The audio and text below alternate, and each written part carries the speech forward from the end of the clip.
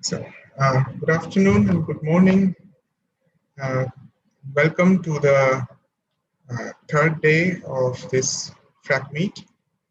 And the first speaker today is Professor Jan Main from Edinburgh University. And he will be speaking on, just a second, I should have your title here.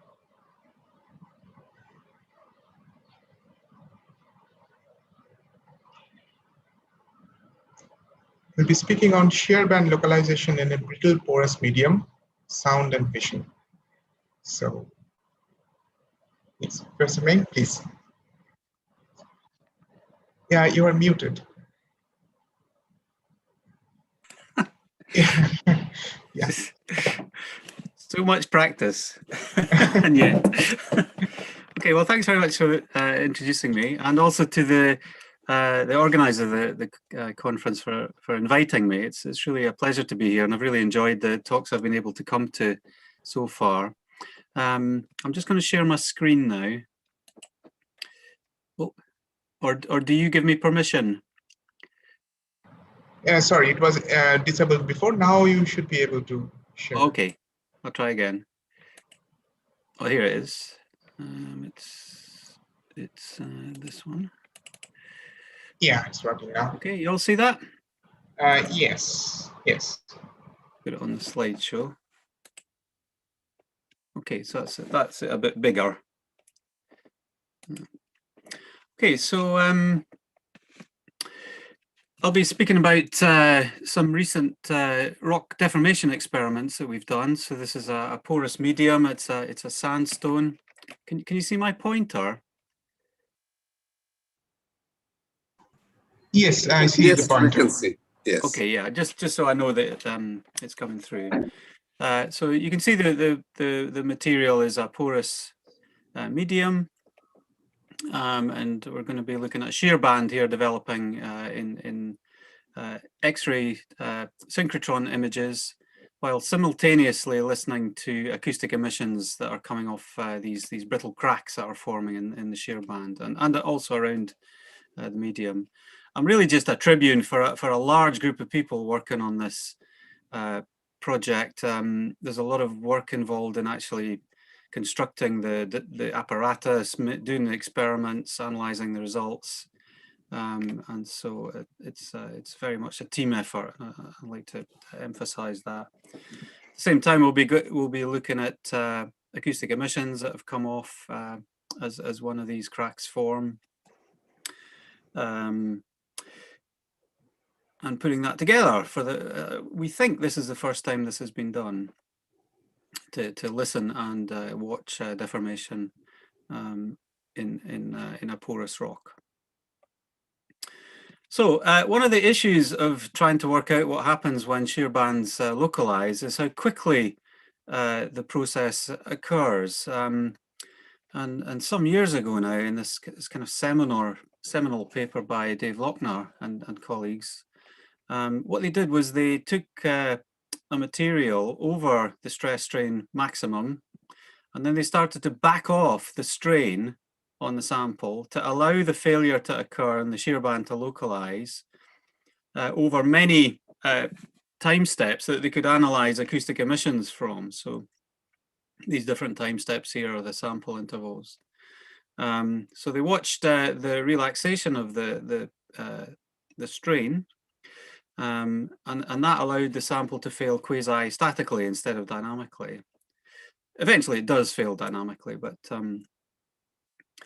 so you start off at A with distributed deformation through the sample, and then once you get to the peak stress, it begins to localize, to nucleate a shear band here in the location of the acoustic emissions, and then progressively that grows larger until it spans the sample.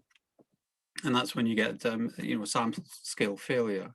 So it's a kind of trick to enable us to watch this process, which otherwise occurs too quickly to be able to see, is to back off, use feedback based on the acoustic emission event rate, which is very sensitive to the rate of deformation. as a kind of amplifier to help us do the feedback optimally. Okay, so otherwise everything would be over very quickly. So that you would have an accelerated phase of acoustic emission event rate here. There's the stress and the strain, and then it goes becomes asymptotic to the failure time. And all of this detail is hidden in a conventional test where the material fails dynamically. Everything happens too quickly in this accelerated phase. So then we're going to look at X-ray vision. One of the interesting things about some of the previous results that we've had, this was just published in August 2020. We looked at a microgranite sample, which is not as porous as the rock we're going to be looking at today. And we started with a rock which had almost no pre-existing cracks. So one of the most sort of perfect, if you like, crystalline materials there is on the planet, this particular microgranite. And it also, these experiments also were done at a conventional constant strain rate loading. So we see the same pattern. This time we're seeing the actual cracks. We're not looking at acoustic emissions here. We're seeing where the micro cracks, the damage in the sample is. We can see that similarly, it starts off being in a distributed form. So at the start of the test, you begin to get some damage. And then you can see as you go through the stress strain curve, these are the locations where we've taken the synchrotron images. You can see even early in this stage where the system appears to be behaving linearly, there is some correlated damage in the form of these linked sets of cracks or clusters of crack locations. And you can see these grow. They're growing vertically in this case, in the granite. You can see there's a lot of damage starting to occur at the sample boundaries now, and these cracks are growing even more. So it's not as simple as the experiment that we've just seen in terms of the behavior. There's lots of branches. And then when the sample eventually failed up here, the fault plane was inclined. So it started off as a lot of tensile cracks effectively growing, but eventually it went on a shear plane that you could not easily have predicted from the precursory phase here. So again, the question is what happens in this data gap? And that's what we're going to be addressing today. So this is a special deformation rig designed by Ian Butler in our lab and built in Edinburgh. And this is transportable, so it can go into the synchrotron. You can see the stage here. And it's X-ray transparent. The sample goes in here. And so you can see into the sample. And the piston, the pistons on either side are hollow so that they can contain acoustic transducers. The sample goes in here in this transparent part of the rig. This is also published. This design has been published in the Journal of Synchrotron Radiation. And then that gives us, if you like, a window into the sample, X-ray window, and we can hook it up to an acoustic system so we can listen to the microcracks as they develop, and then use their rate of occurrence to slow down the deformation so that we can watch this data gap in more detail. So here's the design of the rig. There's a sample inside the pressure vessel, so it's held under confining pressure as it would be in the Earth. The pistons top and bottom, and then there's the acoustic sensors in the base and in the ram at the top of the piston. And then we can measure the strain with a displacement transducer here relative to the ram. So that's the mechanics, and then we've got the hydraulics, the pressure sensor, the ram pressure, which we can control, the confining pressure around the medium, Because it's a porous medium, we also may want to change the pore pressure within the medium. And then we have the electrical system, which is taking the data from the sensor through a preamp to count the number of acoustic emissions, and similarly for the bottom sensor. And then to a control laptop where we can record the number of acoustic emissions, and then, we can also measure what's coming in from the pressure sensor on the RAM, and we can feed back from the acoustic emissions into the RAM pressure. And that's what enables us to back off the pressure and watch what's happening in the data gap.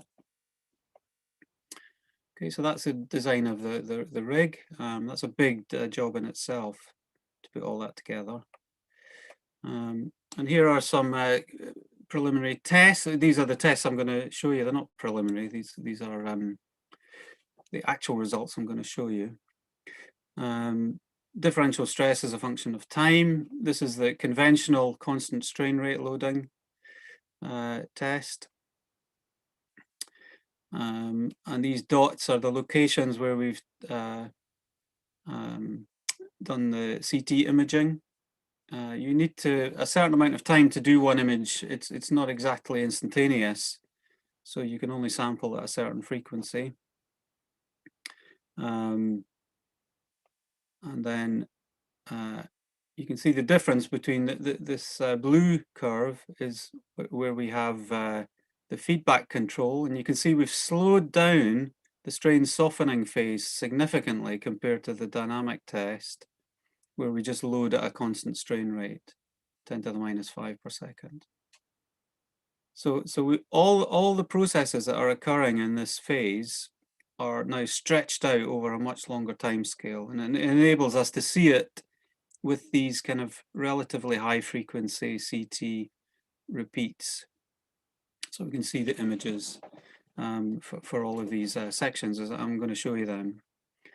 And there's a difference in the acoustic emission event rate for the conventional test, where we load at constant strain rate, 10 to the minus 5 per second in this case.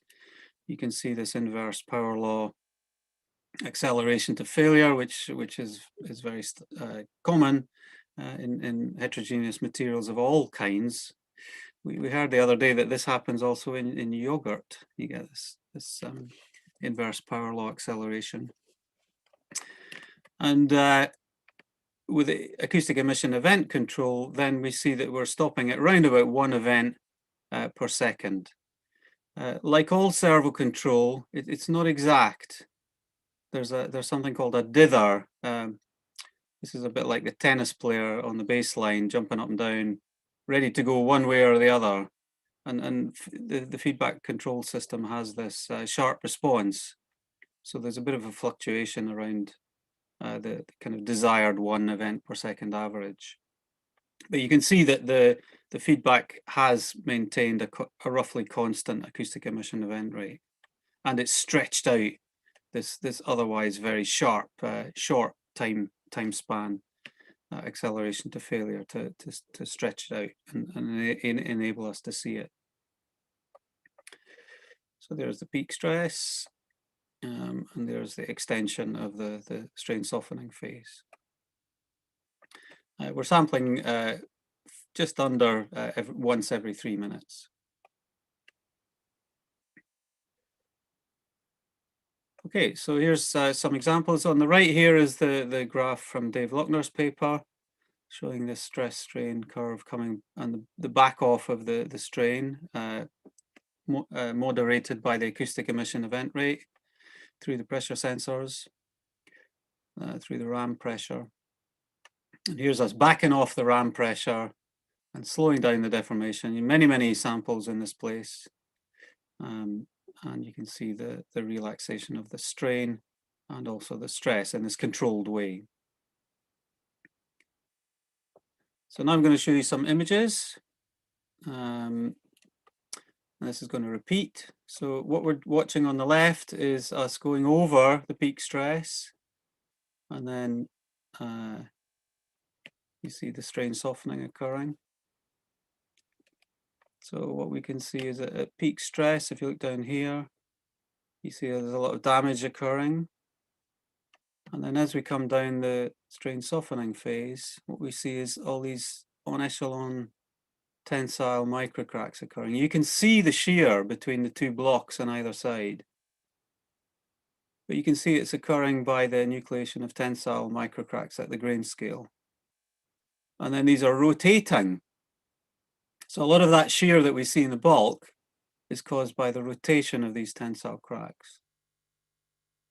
And all of those are capable of producing acoustic emissions. Okay, so we see a number of features, which I'm going to go into in more detail in the next slide. But this gives you an idea of the kind of resolution we can get now in the, the sort of sub-grain scale processes that we can see in the synchrotron now. So at peak stress, most of the damage seems to be at the bottom left of the sample, and then it propagates across the sample to form a shear band. There isn't a fault until right at the end of the test. What we have is a shear band that's deforming. There's no contiguous fault. We see some shear sliding at the grain scale. Here's some examples. I'm going to walk these through. This is the same. This is kind of a zoomed in portion of the image you just saw. These are stills. I'm going to go through these sequentially. So you can see as you begin to shear, it occurs by breaking of grains, by tensile, local little micro cracks that have a tensile component. And then the shear is occurring partly by slip locally, partly by rotation of those tensile cracks. Look at this one here. And partly by sliding on the grain contacts. You see the tensile crack here. And then we see the rotation. Rotation, of course, will not produce an acoustic emission.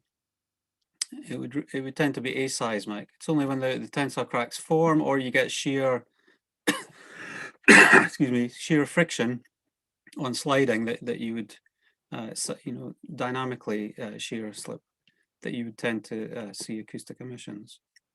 You can see that here you've got almost over rotation. So it's now the tensile microcrack is now optimally oriented for shear in the opposite sense. And if we keep watching that, we'll see that's exactly what happens. Okay, we've got a shear in the opposite sense of the shear, the conjugate sense of shear for the bulk sample occurring in this over-rotated block here.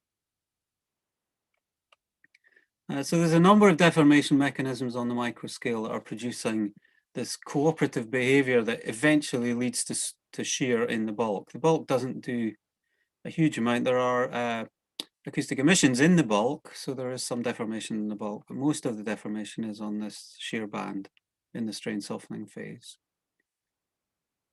Okay. So, oops, I don't know how I get rid of this. Put it down here. So what we have is this set of on echelon tensile cracks, and that gives us volumetric strain, as I'm misspelling here, on the shear band. And the shear occurs by rotation, which we would expect to be aseismic, rotation of these new tensile microcracks and the grains around them. It occurs by sliding along the grain boundaries, including those that are newly formed, like the tensile microcracks being reactivated in shear. And then synthetic and, if over-rotated, antithetic sliding on rotating cracks. These are words used in geology, synthetic and antithetic. They mean slip in the opposite senses on either side of a geological feature.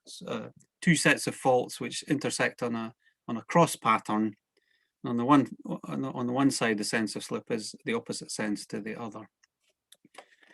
And then eventually we'll have coherent slip on a contiguous fault plane later in the cycle. And that propagates within the shear band, so it doesn't occur anywhere else in this sample at least. There you go. Okay, so now we're going to look at some of the CT images in 3 dimensions around the crack as the fault develops, the shear band matures. Again, we're going to go over the stress time peak. Here's the acoustic emission event control. I've already shown you this. It's just to show you this as a reference for the images I'm going to talk about. And this is the scale of the local shear strain. So the purple is small and the white is large. The orange and the white is large. This has already been described in a summary in the AGU meeting in December, and we're writing this up now for publication. So when you start off the test, there's not much damage. There's a little bit up here in the small amount of damage in the top of the sample and round about here. If you get your eye in, and then you have some kind of strain hardening here as you close some of the pores. And then you see a little bit more damage even in this phase, which is often called linear elastic. You can see that it isn't really elastic. It may be linear, but it's not elastic because we've got irreversible damage occurring throughout the bulk by this time. So we have this distributed damage that the acoustic emissions of Dave Luckner was and colleagues was picking up. But now we're seeing it in the actual deformation of the sample through the X-rays. And now we can see as we near the yield point, we can see we've now got the nucleation of coordinated clusters of damage, largely because of the boundary conditions. These occur at the base of the sample, but also some towards the top. It's unavoidable when you're looking at finite size samples that we have these effects. This may not happen in the Earth where there aren't such well-defined boundaries in the way that faults develop there. And then we go over the peak, and here we see that these nucleation clusters start to form potential fault locations, more than one potential orientation of the fault or a macroscopic style fracture. There isn't any fault here. This is just a correlated zone of deformation across which shear may occur. Okay, go over the peak stress. And then this is beyond peak stress because of the stress relaxation now. There's slightly less incremental damage. I should have said that these are not cumulative damage. These are incremental changes between one snapshot and another. You can see there's a relaxation, or the rate of damage anyway, because we've backed off the pressure. And then the shear band really starts to form well into the strain softening regime. See, the deformation is very concentrated now on the eventual fault plane. There is still some on this kind of candidate fault plane. It's actually not oriented perpendicular to our field of vision. It's coming towards us, but it's not possible to see in this image here. And as in Dave Luckner's experiments, you see the shear band grow. Okay, so if you remember the acoustic emissions, they started on a little cluster, and then they grew to span the sample. So very much this validates the experiments, using the acoustic emission locations. And then here's another slice here. You can see there's a little splay. Geologists would call this a splay fault developing. And this is the peak intensity of the deformation. And then we see something which is very interesting. We see the intensity of the deformation decrease as the fault is formed, and we start to get coherent slip right across that band in a contiguous flaw that goes right across the sample. And what that reminds me of is the relaxation of the strain field around a fault that occurs during an earthquake, after an earthquake. You get this elastic rebound So there's now less strain occurring during coherent slip, and that's because the sides of the fault that were bent have now straightened into the new stable configuration. So as you slide a fault, you bend around the fault, and then when the earthquake occurs, you relax that strain and you produce the permanent offset, but at the same time you relax the strain immediately around the fault. We can see this from satellite data on actual faults. The elastic rebound hypothesis first made from observation of the 1906 San Francisco earthquake is occurring in these samples. This unbending of the strain lines around the fault. It's a shear strain. Okay, so there's a lot of detail in these images, and you may not get everything on a quick summary like this, but I think you can see that there's significant confirmation of some previous results, but also a lot of details that haven't, I think, been seen before. Notably, this relaxation on formation of the fault and slip. And the fact also that there's a lot of candidate faults before the optimal cluster is actually selected, and then it grows irreversibly in one direction. Okay, and that's just some. So now we're going to look at this in 3 dimensions.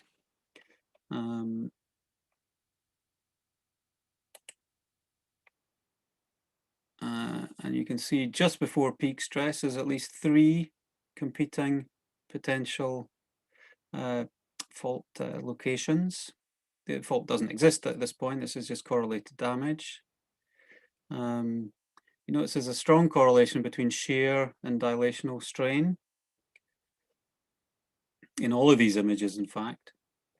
And this is just after peak stress. Okay.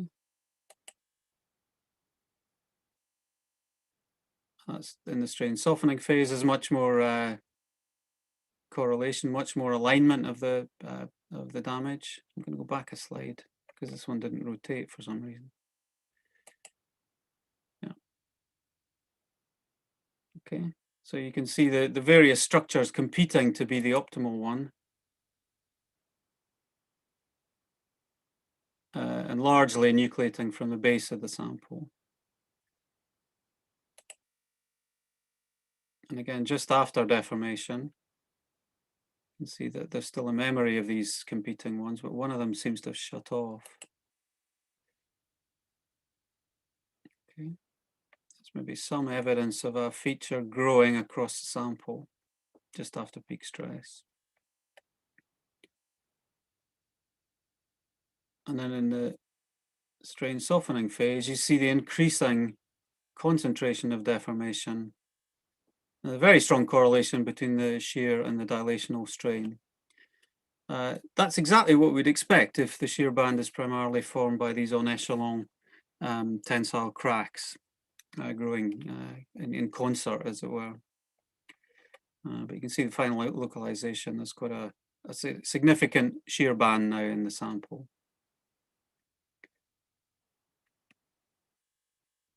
So what we can see is that the fault shear zone grows from the bottom up, and it chooses eventually an optimal plane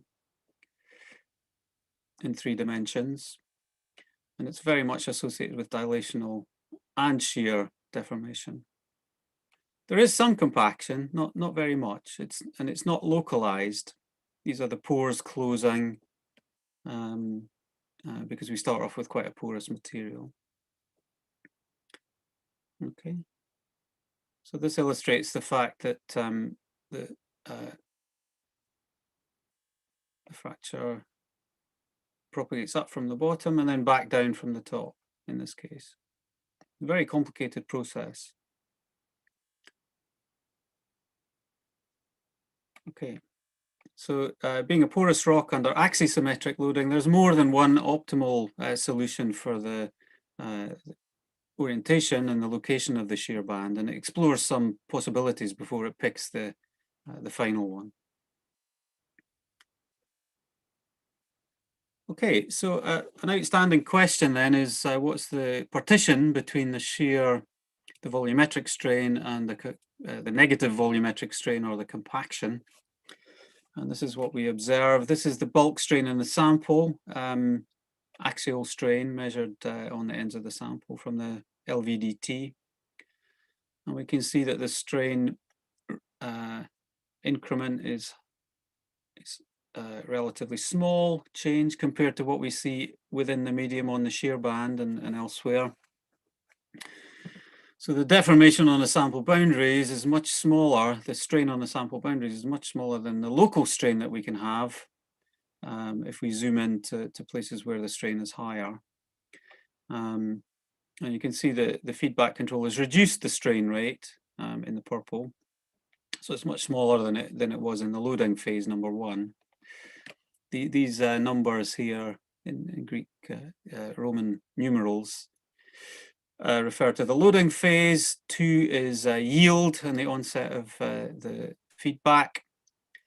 3 is exploratory strain localization, trying out these different potential planes for the shear band. 4 is an established shear band across the sample. And then 5 is when it starts to propagate back down the sample. And 6 is sliding, when we really do have a fault. And you can see that again, very strong correlation between volumetric and shear strain throughout. They're roughly equal amplitude, in fact. I should say that the shear is measured by the deviatoric strain. Okay. So there's a little bit of anti-correlation with compaction. But the compaction is small, even for this relatively porous sandstone. We don't see as much compaction as we see dilatant or shear strain. Okay, if we look at the distribution of the amount of strain in terms of its probability distribution, we can see that early in the test, it's peaked around about near 0. This is a normalized shear strain. It's got to be positive, but it's peaked near 0. That's the most likely amount of strain to see early in the test, with a sharp tail up to the maximum. And again, for compaction dilation, we get roughly the same amount of compaction dilation early in the straining. And again, quite a sharp distribution. Bearing in mind this is a logarithmic scale, linear in strain. And then as we increase the stress, we see that this tail in both directions gets a little bit wider. Okay, and preferentially now it's getting wider to the right. There's more dilation than compaction. And here we see there's more shear strain. And it occurs, there's a few locations where there's a higher shear strain. So we're developing a fatter tail. And in fact, it's quite pronounced, and you then see a break of slope to this much fatter tail as you increase the stress. Now we're in the strain softening phase, and that's when the strain localizes on the fault. We get this peak in the strain in both cases, in the shear and the volumetric strain. Then as we go over the top into this elastic rebound phase, we see the tail get thinner again. So the tail is now getting thinner in both directions. And that's associated with the elastic rebound that I showed you earlier. So we're seeing a number of phenomena here which indicate strain concentration and then strain relaxation.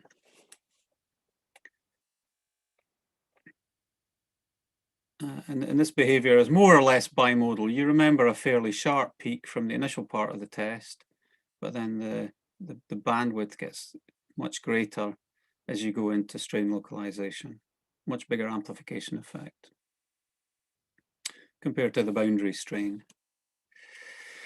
So then the second part of the talk is on listening to the acoustic emissions. Here's the kind of raw data comes in this form from the transducers. Here's the acoustic emission amplitude as a function of time during the test. You can see that there's a fairly broad band of potential acoustic emission sizes. Most of the events are small. Here's the event rate, which I've already shown you, used in the feedback control. It's a stationary rate, although there are obviously fluctuations as a stationary average, because that's how we've controlled it, in fact. And if we look at the frequency size distribution of the acoustic emission amplitudes, this is transferred to a magnitude, which is a logarithm of the amplitude. And then we see a power law frequency size distribution with an exponent b, the Gutenberg-Richter exponent of seismology is relatively high. It's 1.58 plus or minus 0.30 using the maximum likelihood method at 1 standard deviation. So even at 95% confidence, this means that that slope b is bigger than 1.5, which is the critical number where deformation is dominated by smaller events. So for natural earthquakes, that value is around about 1, and natural seismicity is dominated by the biggest events. But this exponent is high enough that actually most of the deformation is occurring in the smaller events. Okay, so we have a problem in locating the acoustic emissions with only 2 transducers. Unfortunately, it's not possible, as in the Lochner et al. Paper, to put transducers on the side of the sample boundary, because then that would interfere with the X-rays. So we would no longer have an X-ray transparent cell. So we can only have the transducers on the top and the bottom, as I showed you in the design. And that leaves us with a problem that we can't actually locate events to a point. What we can do is locate them to a manifold, an ellipsoidal manifold, based on the difference in travel time between the top and the bottom of the sample. We can make the corrections for the travel within the piston and so on, because we know what they are. So essentially we have lots of different sort of ellipsoids forming a kind of bowl, somewhere along which the acoustic emission must be, depending on the travel time difference. If there's no travel time difference between the top and the bottom sensors, then the acoustic event is in the middle of the sample, and the ellipsoid is actually a flat plane, horizontal plane. Okay, but what we can do is we can use the CT images as a prior, a kind of Bayesian prior. So we pick the optimal location where we have the maximum strain in one kind of snapshot of the CT images. So we've used the deformation field as a prior to constrain the most likely location for the acoustic emission.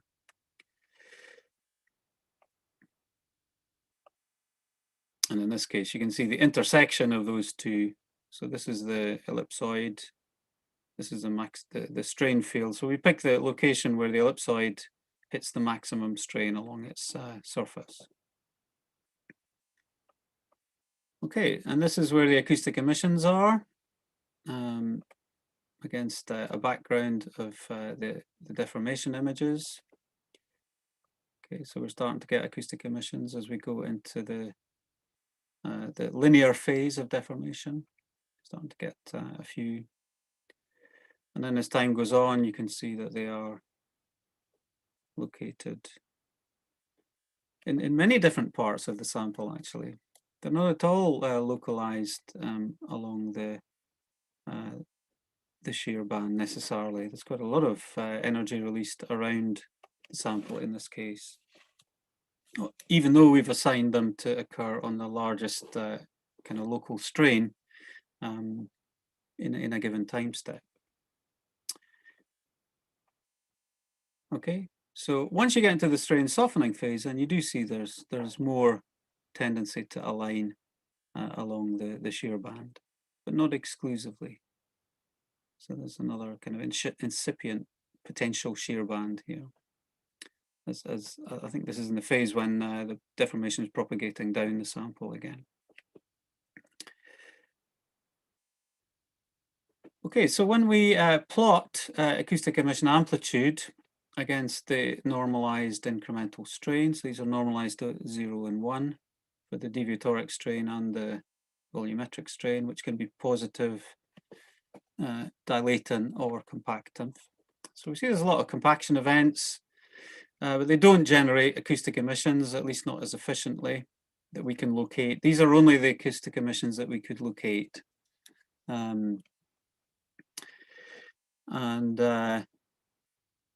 One of the things that we see is that there's a kind of positive correlation generally between volumetric and shear strain. Acoustic emissions generally tend to plot in the middle of this correlated field, although they get more distributed as you go to higher strains. So one of the surprises that we got was that only a small fraction of the acoustic emissions occur in locations where the strain is recorded. You know, where there's high strain, let's say. So a lot are occurring in zones that are relatively low strain. There's a strong correlation between, and there's no kind of, the magnitude, the biggest events are occurring, the purple here, they're occurring almost at random through these. There's no tendency for higher strain to be associated with a bigger acoustic emission on this plot. So that was a bit of a surprise. There's still the strong correlation between tensile and shear strain for events which do have an acoustic emission location, and that clustering is stronger than in the bulk, in the background strain field, the total strain field. There's minimal acoustic emissions for compaction. There's no strong correlation between acoustic emission amplitude and local strain, as I've just said. And together, these imply that the strain is predominantly aseismic in this sandstone sample. So the acoustic emissions are kind of a little marker, but they're really not the main process that's going on in this sample. They're a small kind of component of the total deformation. And this is the surprise that we got with the biggest acoustic emission amplitudes are not associated with the biggest release of strain. Okay, so this implies that the scaling between the inelastic radiation energy and the strain energy is not a straightforward one, and this is going to need a bit of modeling to work out the origin in terms of the source dynamics of the acoustic emissions.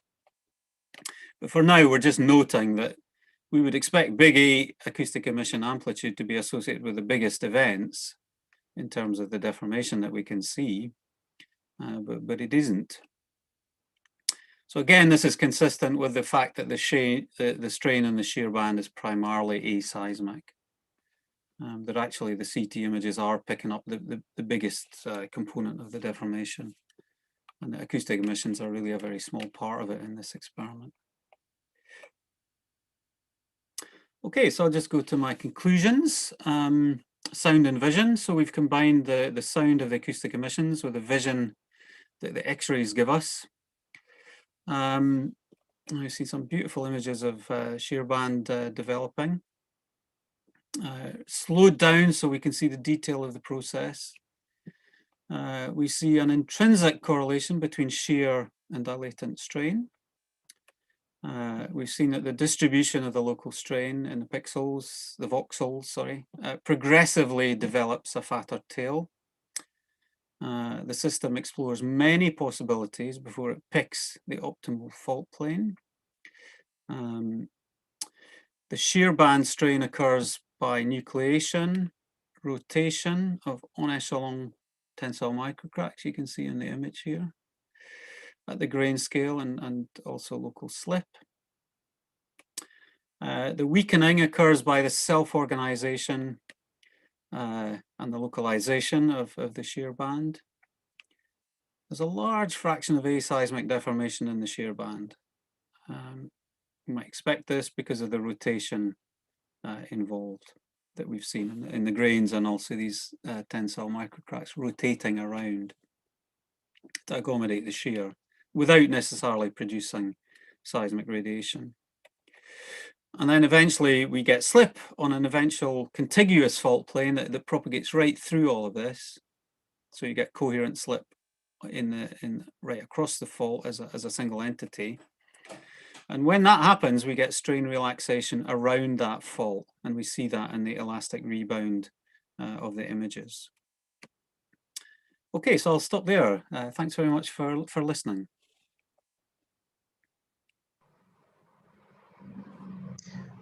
Thanks so much for the very nice presentation. I do have a few questions, but if somebody has questions, yeah, I think Malli was trying to ask something. Yes, please go ahead. Hi, Ian. It was a wonderful talk, actually. Thank you. Okay, so can you actually give me one? Can you actually clarify me here? I mean, I couldn't understand the Xray Vision perspective. So because you have a very thick your porous structure, and all the vision, the images where you are showing the beautiful shear tree, the movement is by one cross section, right? So yes, that's right. How did you decide what cross section to be considered there? Like, you might be shooting X-ray and you are capturing in the transmission side what is the photon density, and how did you get which particular X-ray background or any context there? There probably is a selection of you know, the kind of, we have a number of potential cross sections we can take. I think that one is fairly near the maximum, if it's not the actual maximum, so we can see right across the sample.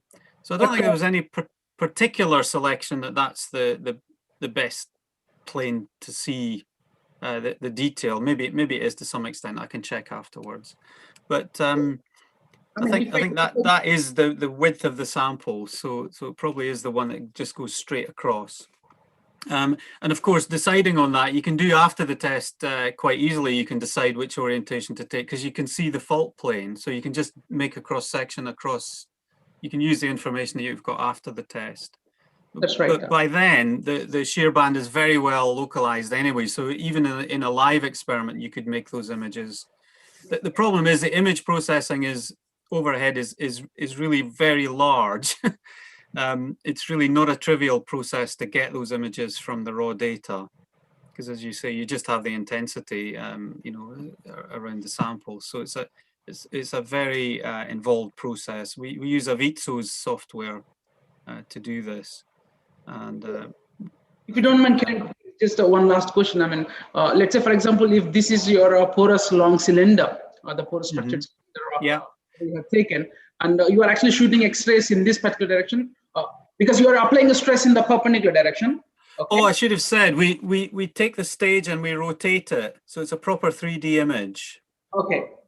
So we're looking at all angles, and that enables us to do the tomography in 3 dimensions. Okay. So it's actually. I'm sorry, I should have said that. It's a rotating stage. I see. Okay. Yeah. What X-ray photons are being used in this? I mean, X-rays. Like, what energies of the X-rays are you using in this particular experiment? Maybe it was on the slide. It's in a synchrotron at the Diamond Light Source in the UK. Okay, that's right. But I don't know the precise detail. It's okay, no problem. I mean, we actually use X-rays in synchrotron for various purposes, right?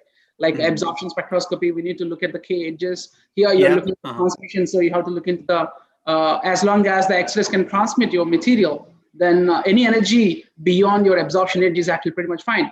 But cross sections to see the local microscopy, we typically go down to 10 keV, beyond 10 keV, maybe 20, 30 keVs.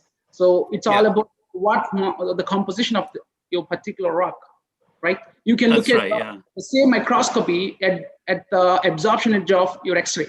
So you talk about not only the macroscopic, whatever visualization you have, you can also have structural information in terms of atomic movements.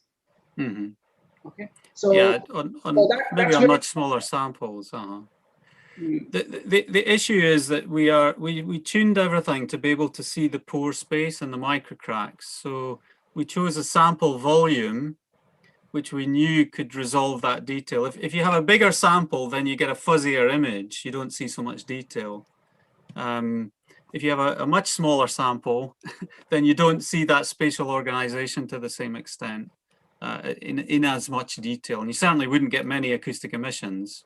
The disadvantage to go into a small sample like this is that you don't have as much data really for the acoustic investigation as you would have done with, say, Dave Lochner's group's experiments. They used quite a big sample and then transducers all around so they could locate the events. We can't really do that.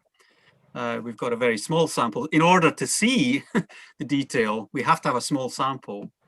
The next generation of synchrotrons might have an even brighter light source, and we might be able to see, a greater resolution in terms of sample size to voxel size, to see a little bit more of the detail for a bigger sample. Because we've seen already this week how important the sample size to the grain size ratio is in the mechanics. So I think in future it's going to be very important to look at things on different scales. Thanks. Thank you very much. Okay, thank you. Anyone else has any other question? Yeah, hi. I have a couple. Can I go ahead? Yes, please. Yeah, hi. A very interesting talk. I have a couple of questions. The first is with regard to the shear band. You were mentioning that there is an initial strain field that is sort of seeking out different directions, and then finally the shear band picks one and propagates. Maybe this question is a little bit naive, but is there a way that you can come up with a criterion for which direction the shear band should go in depending on the loading condition? We haven't been able to do that so far. The sample is very isotropic.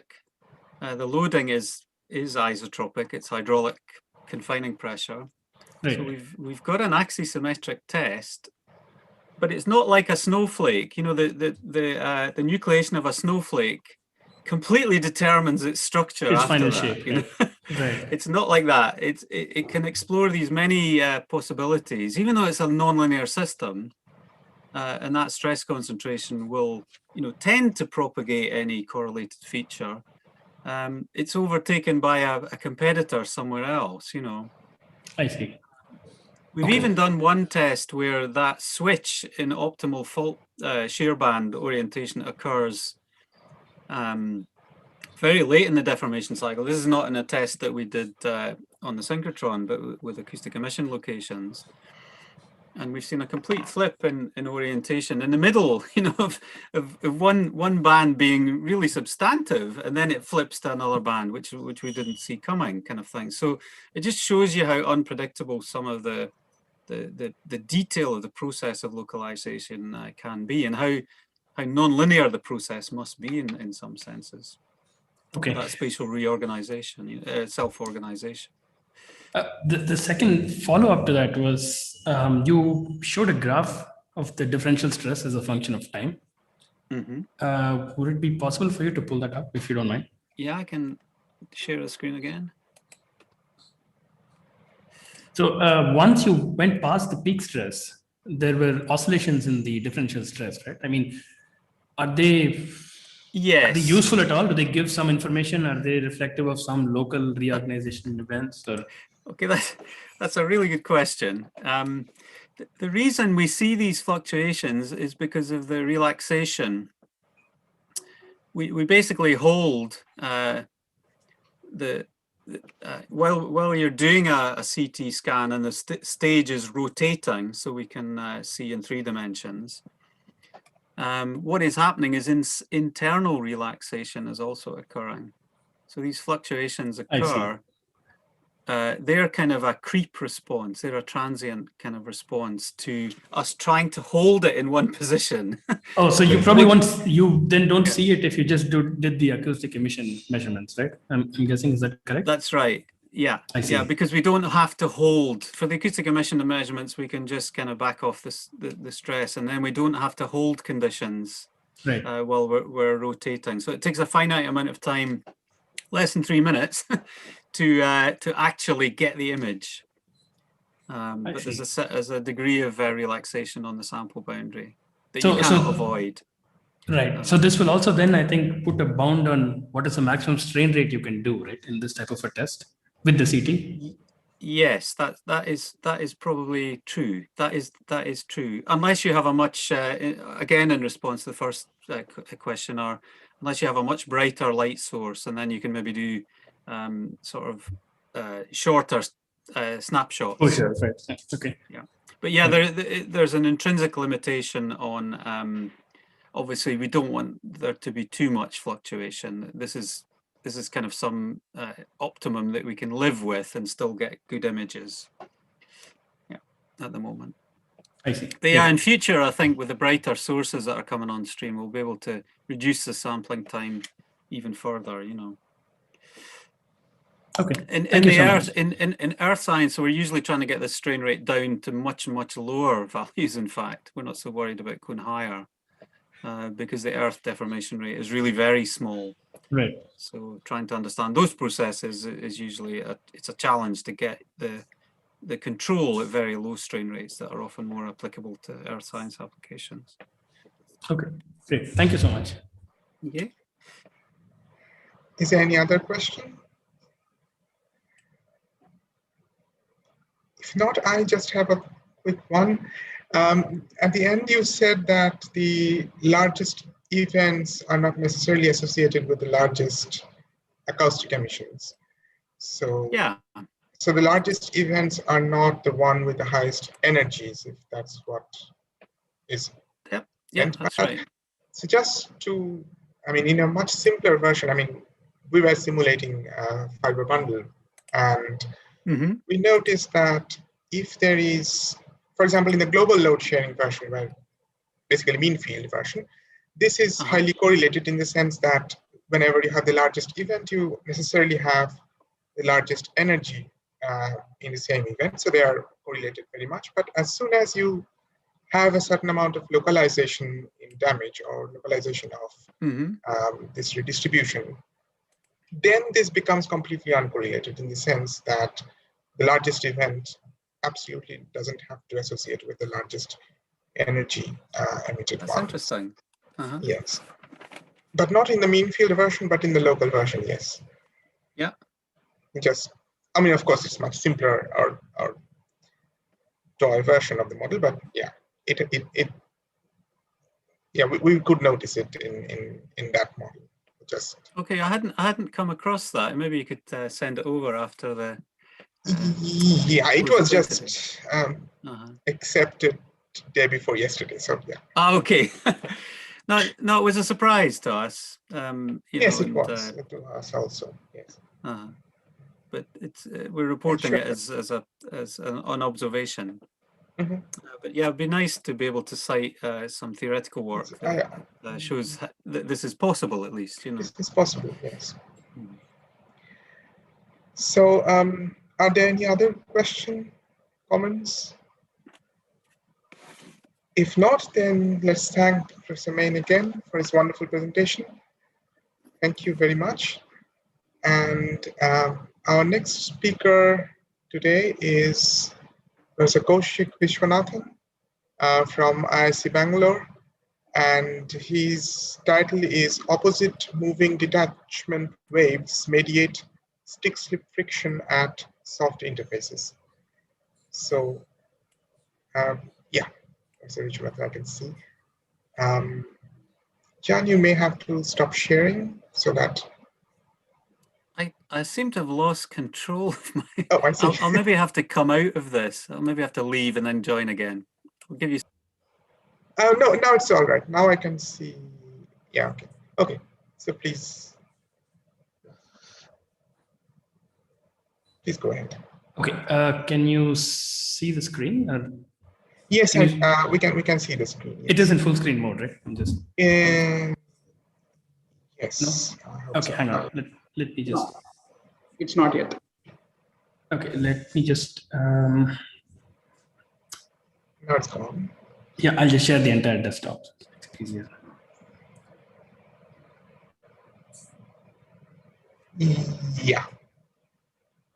Okay. Yes, now it's good. Yeah. All right, perfect, great. Okay, good afternoon or good morning, depending on where you are. My name is Kaushik, as I was introduced. I'm an assistant professor at the Indian Institute of Science, located in Bangalore. And the work I'm going to describe today was done in conjunction with a master's student, Akib, who we tried very hard to keep with us, but he left. He's gone abroad for a PhD. And it basically has to do with polymer friction. And the contents of this, in fact, preprint with the exact same title you can find on archive. So I'll be describing basically the contents of that preprint. I'll be giving some background, of course, so that it's sort of self-contained. And then at the end, I will talk a little bit about some of the other things that we're interested in, that we're doing, and so on. Right, so sliding soft interfaces. So let's say you have a hard object and you have a soft object. And by soft and hard, I mean elasticity-wise, from a Young's modulus point of view, not hard as in plasticity or yielding. So when you, let's say you have a compliant object in contact with a flexible object, you have an interface, and then you load the two objects remotely, okay? And you look at what happens at the interface. That's basically what we're doing. So conceptually, it's a very simple setup. You have a elastically hard object and you have a more compliant object. You bring them into contact, put a normal force, and then you shear them remotely and look at what happens at the interface. Now, obviously, there are several commercial applications where this thing comes up. In our case, it came up in the context of something called soft lithography, where you basically take a hard die and then you pattern a soft die with the hard, soft substrate with the hard die. And it turns out that the same type of situation also occurs in locomotion. So for instance, this is a snail. And the snail obviously is very soft, it's very elastic, and the ground it moves on presumably is much harder most of the time. So the situation when you have a polymer and when you have a, let's say, a rigid body and an elastic polymer, the situation at the interface is interesting. The reason it's interesting is as follows. Usually when you talk about friction, you have asperities on the two surfaces. So if you zoom in, keep zooming in, you will eventually see that the surface, what surface that looks flat nominally is not actually flat. It has these hills and valleys, which are called asperities. And when you bring two objects into contact, these asperities basically take the load, right? And that's a very well-known model for friction. It's worked for several decades. But when you have adhesion between the two objects, when there's an attractive van der Waals force at the interface, then the dynamics are not governed by these asperities, but they're actually governed by the behavior of polymer chains at the interface. So now you need to have breaking of bonds per se at the interface before these objects will start moving relative to each other. So that's what makes them interesting. Now, the beginning of the story I'm going to tell you today is with a person called Adolf Schalamak. I've tried very hard to get a picture of Schalamak, and I think this is the only one that's publicly available. And Schalamak was a remarkable person. He worked on rubber friction. He was actually working on dielectric elastomers during his PhD. He was in Poland, and then during the Nazi occupation, he emigrated to the United States and eventually to the UK, where he ended up working on rubber friction. And Schalamak wrote a seminal paper in the year 1971, and as it happens, that was exactly 50 years ago. And it was published also exactly 50 years ago, sometime in May 1971. And the title of the paper was "How Does Rubber Slide?" So basically what he did was he had a hard, a hemispherical lens that he brought into contact with a rubber. In this case, I think it was butyl rubber. And basically you apply a shear force and you slide. And you look at the interface through a microscope. You see how the interface moves. And what he found was that, under most slow sliding conditions, so the velocity was of the order of millimeters per second. When you move at this velocity, the interface is not going to move homogeneously, but it moves via these ripples. You see these little black ridges that are formed. So these are waves that go from one side of the contact to the other side of the contact. And then you can see as a function of time, these ripples move. And as they move, they cause the interface to slip. So these waves, subsequently, people have studied these waves. They're named in his honor. They're called Schalamak waves. And they're a very peculiar type of wave. the reason they form is because when you have adhesion, so here, for example, this hemisphere that you see here is rigid, let's say, and the substrate on which it's placed is, let's say, elastic, and there is adhesion between the two. So there's van der Waals force at the interface. So when you put a normal load and then you apply a shear load, and you try to move the sphere on top of this substrate, the adhesion basically tries to prevent this local motion, right? And as a result, there is a surface deformation that happens ahead of this hemisphere. And at some point, this surface deformation that you see here, marked by M0, starts growing. And then at one point, it reattaches. So it sort of attaches back to the hemisphere because, again, there is van der Waals force between the two of them. And when it does, there is a little pocket that is left behind. This pocket basically travels from one side to the other, right? And that's how the material slips. Now, if you think about it, this is basically what happens in a carpet. If you have a detachable rug at home, you've probably tried this before. If you take the rug and you compress it from the two sides, it forms a little loop called a ruck, right? And there are two ways of moving a carpet, as the old saying goes. One is you can just displace the entire carpet by unit distance, let's say delta X or delta L.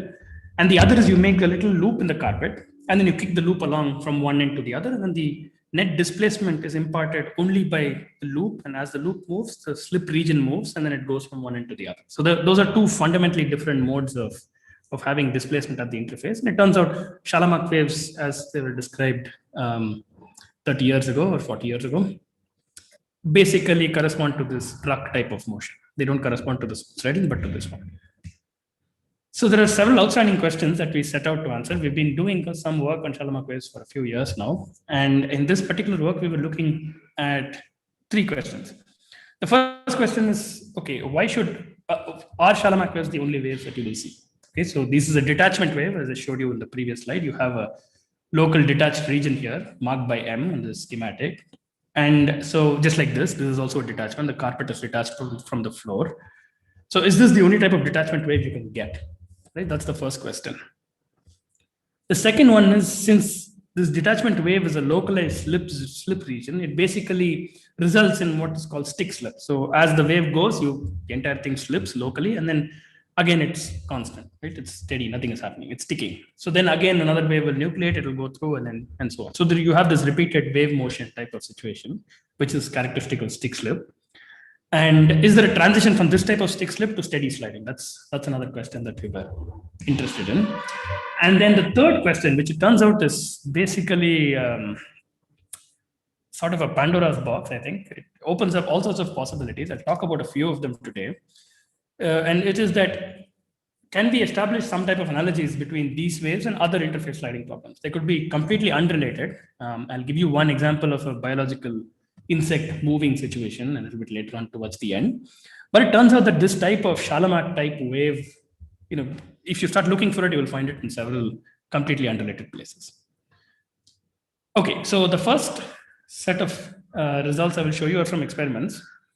And the experiment that we set up is as follows. The details of the setup are this basically the same as what we published in 2015. It's same setup, same idea, which is that you don't use a sphere. Now, if you were a tribologist or somebody working in friction, the standard thing to do will be to take a sphere, just like Shalom did, put it on a big infinite, semi-infinite body, and then slide, and then look at what happens. The reason people do that is because the sphere is nice, it's axisymmetric, and there are lots of very useful solutions. There's a Hertz solution, there's something called a JKR solution, there's something called the DMT solution. So these are analytical solutions for the contact stresses and so on. And you can use that directly to interpret what you see in an experiment. So that's why these hemispherical contacts are so predominant. So the first thing we did was get rid of the hemispherical contact. And the reason is that because you have a hemisphere, you have edge effects all around the hemisphere. And what you see in the middle is not necessarily an intrinsic property of the wave. Okay, and if you go back and look at those Shalom images I showed earlier, you have several waves and they're all moving and they're all doing things, but it's not a very clean system to look at. So instead, we take a cylinder lens, and it's a very simple setup. There are some technical complications in how you implement this, but conceptually, it's very simple. You just have a cylinder lens. The radius of curvature is very, very large. So the curvature is very, very small. And you bring it into contact with a polymer, right? In this case, this is polydimethyl siloxane. It's a very standard polymer that you can buy commercially. And you bring it into contact with a normal force, Fn. And when you bring them into contact, there is a finite patch of contact, which is shown in the light gray here. And you look at the contact region through a high-speed camera. Okay, and the entire thing, the PDMS is transparent, the lens is transparent, so you can backlight it, and you can do things like put polarizer sheets and look at cross-polarized light, how that changes things, measure the stress, and so on. So it's a setup that can be used for several things. Now, in addition to this normal load, you apply not a remote shear stress boundary condition as you would usually do, but a remote velocity boundary condition. So you slide, this polymer is fixed on a linear slide, which is attached to a servo motor, which is attached to a feedback system. And the entire polymer is slid at a constant velocity. Now the technical challenge is in the velocities that are involved. These velocities go from about 50 microns per second all the way to maybe 10, 20 centimeters per second. So it's a big range, and you need to have very high precision ball screws to make sure that the velocity that you impose in the controller is actually the velocity that is coming out. But notwithstanding, the idea is very simple. So what do you see? So you look at the contact straight, like I've shown you here, and then the little dashed box on the right-hand side gives an image, a typical microscope image that you will see. So you see the x-axis, let's say, is red, y-axis, let's say, is green, and so you see an XY plane image through the microscope. Okay, now I'm going to show you a couple of results. The first is, okay, when you slide at velocity V0 above a certain threshold, you will see what I'm going to show you on the left. And then if you go way below that threshold, you will see what I'm going to show you on the right. Now, I'll just set a few things in order, and these will not change throughout the rest of whatever I'm going to present. The first is the remote sliding direction is always left to right. It's marked here. Of course, this remote sliding, you're looking at the interface, which is the z=0 plane, but the remote sliding is applied far away from the interface. So it's far away from the XY plane and also far away from the interface location. And it's always from left to right. Okay, so the polymer is moving from left to right. And that is the same for the experiments, the same for the theory I'm going to present, and so on. Now, in the first image on the left, V0 is above some threshold. I'll talk about this threshold a little bit later. It's not important for now. But notice what happens when I play the movie. I'm going to do that right now. There is a little marker that is embedded on the surface. And basically, it moves with the surface. So it tells you, since there are no features inherently here, this marker tells you how the interface is slipping, okay, as we're sliding continuously. And this V0 is applied constant far away from the interface. Okay, so the first thing you see, maybe I'll just let you see it and then I'll.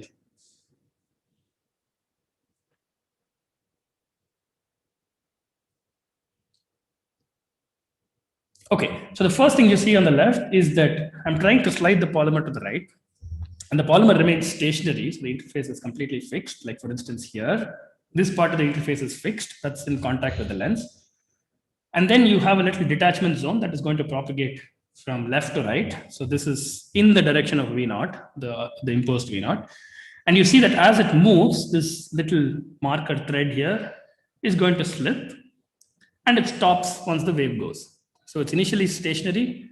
Once the wave comes, it starts moving, and then it stops again. This is a very high-speed movie. You can see from the timestamp on these images. This is taken at about 5,000 hertz.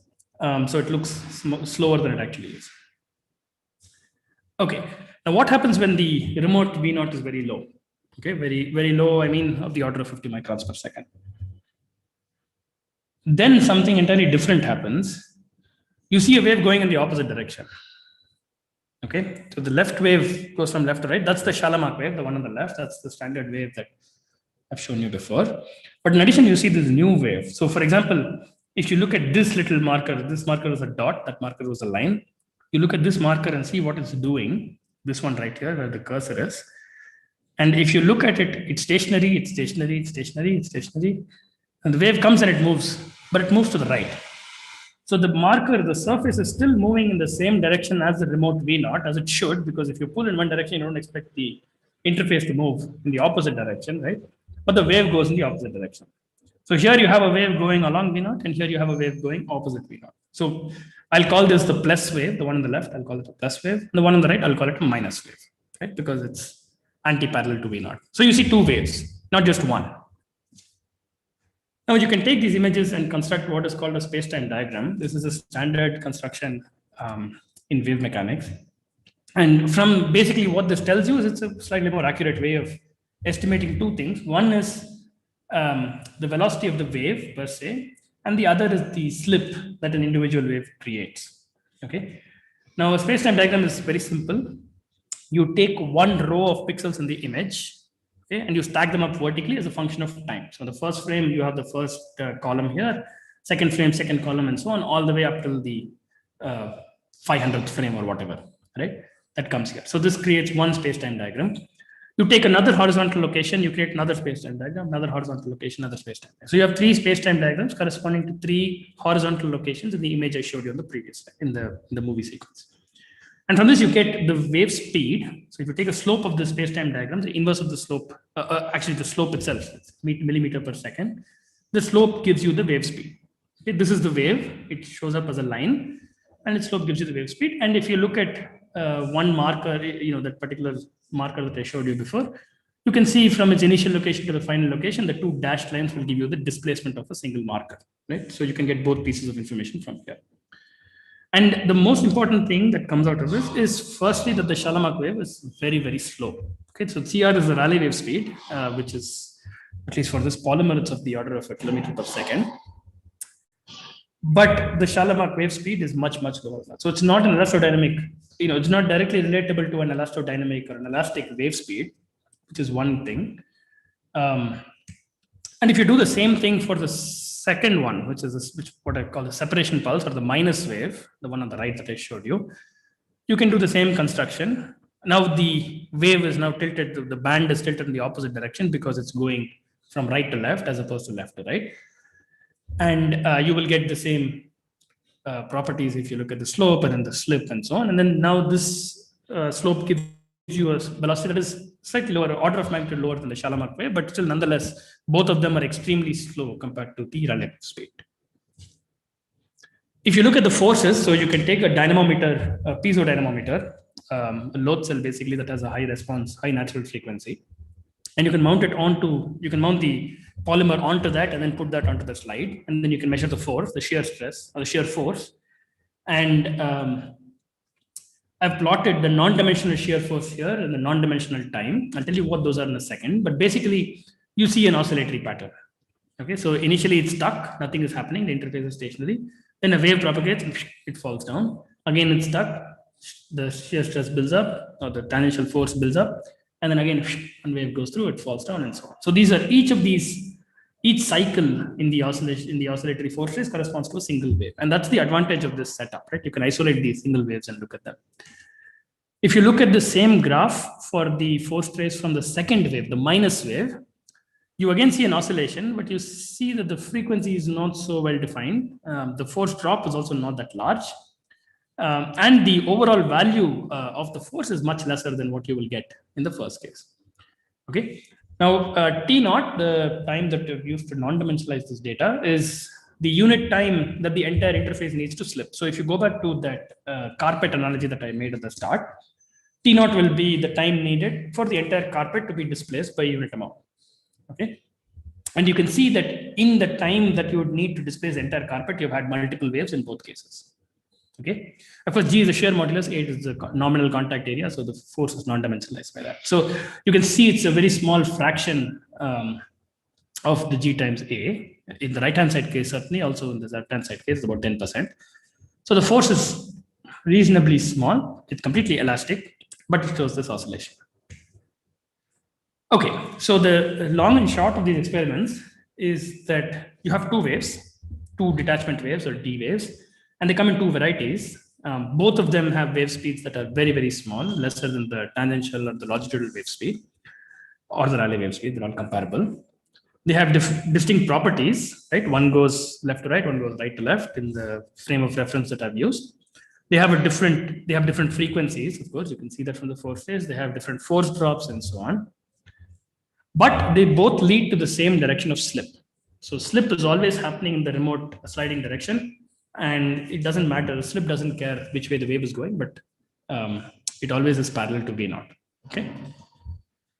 And the other crucial thing is that both these waves have local detachment. So if you think about it from a local boundary condition point of view, right, which is where we're going to go next with this, the two waves, basically the interface is stationary.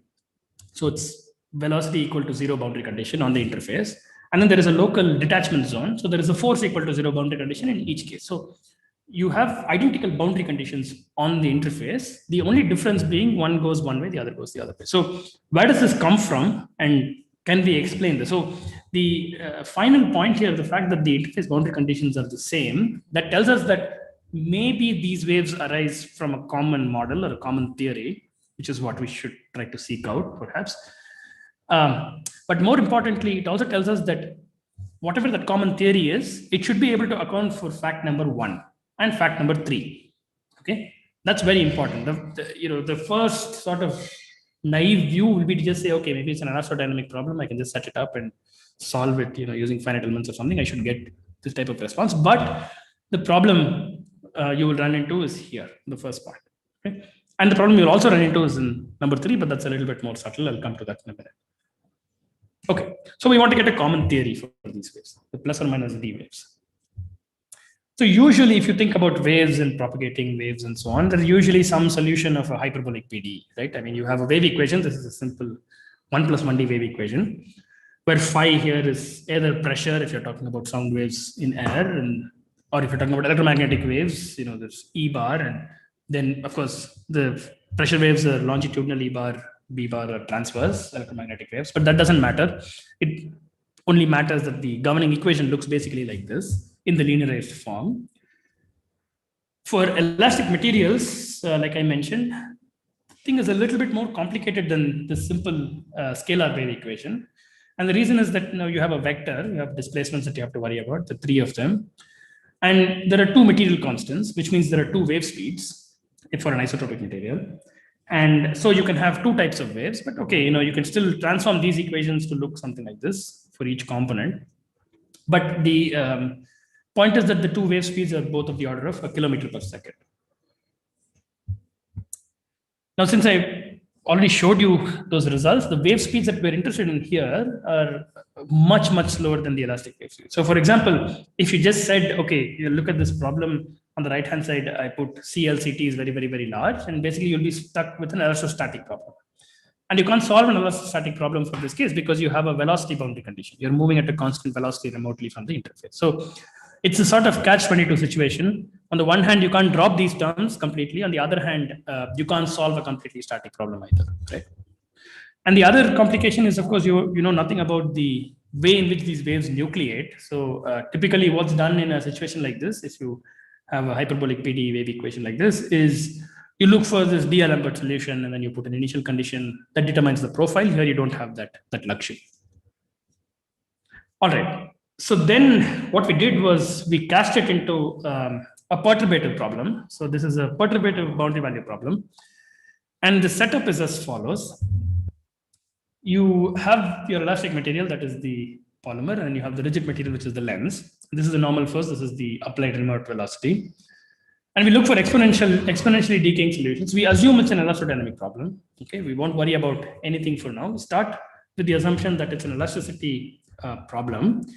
But we look for solutions that decay from the interface. So this is a standard construction. If you were looking at, let's say, Rayleigh waves or generalized Rayleigh waves on elastic surfaces, this is something you will always do. So we do that. And we transform to what is called a co-moving coordinate frame. So basically, we take the x-axis and put the origin on top of the wave. So we're moving with the wave. The wave is going at constant speed. Remember, from the experiments, the space-time diagram, the slope was constant. So the wave goes at a constant speed. And so we can sit in an inertial frame of reference on top of the wave and nothing will change. Now, if you look closely at this interface, so A prime is the interface. You have 2 zones in this interface. The first is the zone of the wave itself, which if you go to this co-moving coordinate is fixed in space, right? And there's a detachment zone. I'm going to call that going from minus alpha to plus alpha. And within the detachment zone, the stresses are 0. So it's a completely detached region that is propagating, and there are no stresses acting there. You can account for van der Waals adhesion explicitly by putting some terms here, but it turns out it doesn't matter. So that is within the wave, right? Within the separation zone. The rest of the interface, remember, is stationary. So only the region under the wave is moving. So in the rest of the interface, you have a velocity equal to 0 boundary condition. And then you basically go back to elasticity, put this exponentially decaying solution, use a perturbation expansion, and keep only the leading order term. Okay. If you do that, now I hope you will pardon me, in the interest of completion, I had to include these equations. I'll give you, they look a little bit daunting if you're looking at it on a screen, but it's very simple algebra. It's just tedious algebra, but it's very conceptually simple.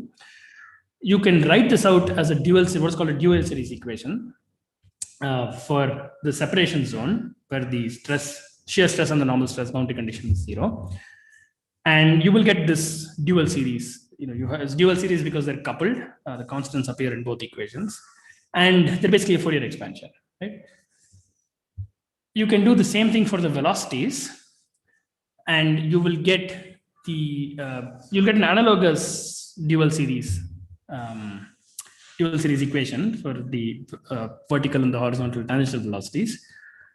And in the zone where you know that the stress is 0, you don't know the velocity.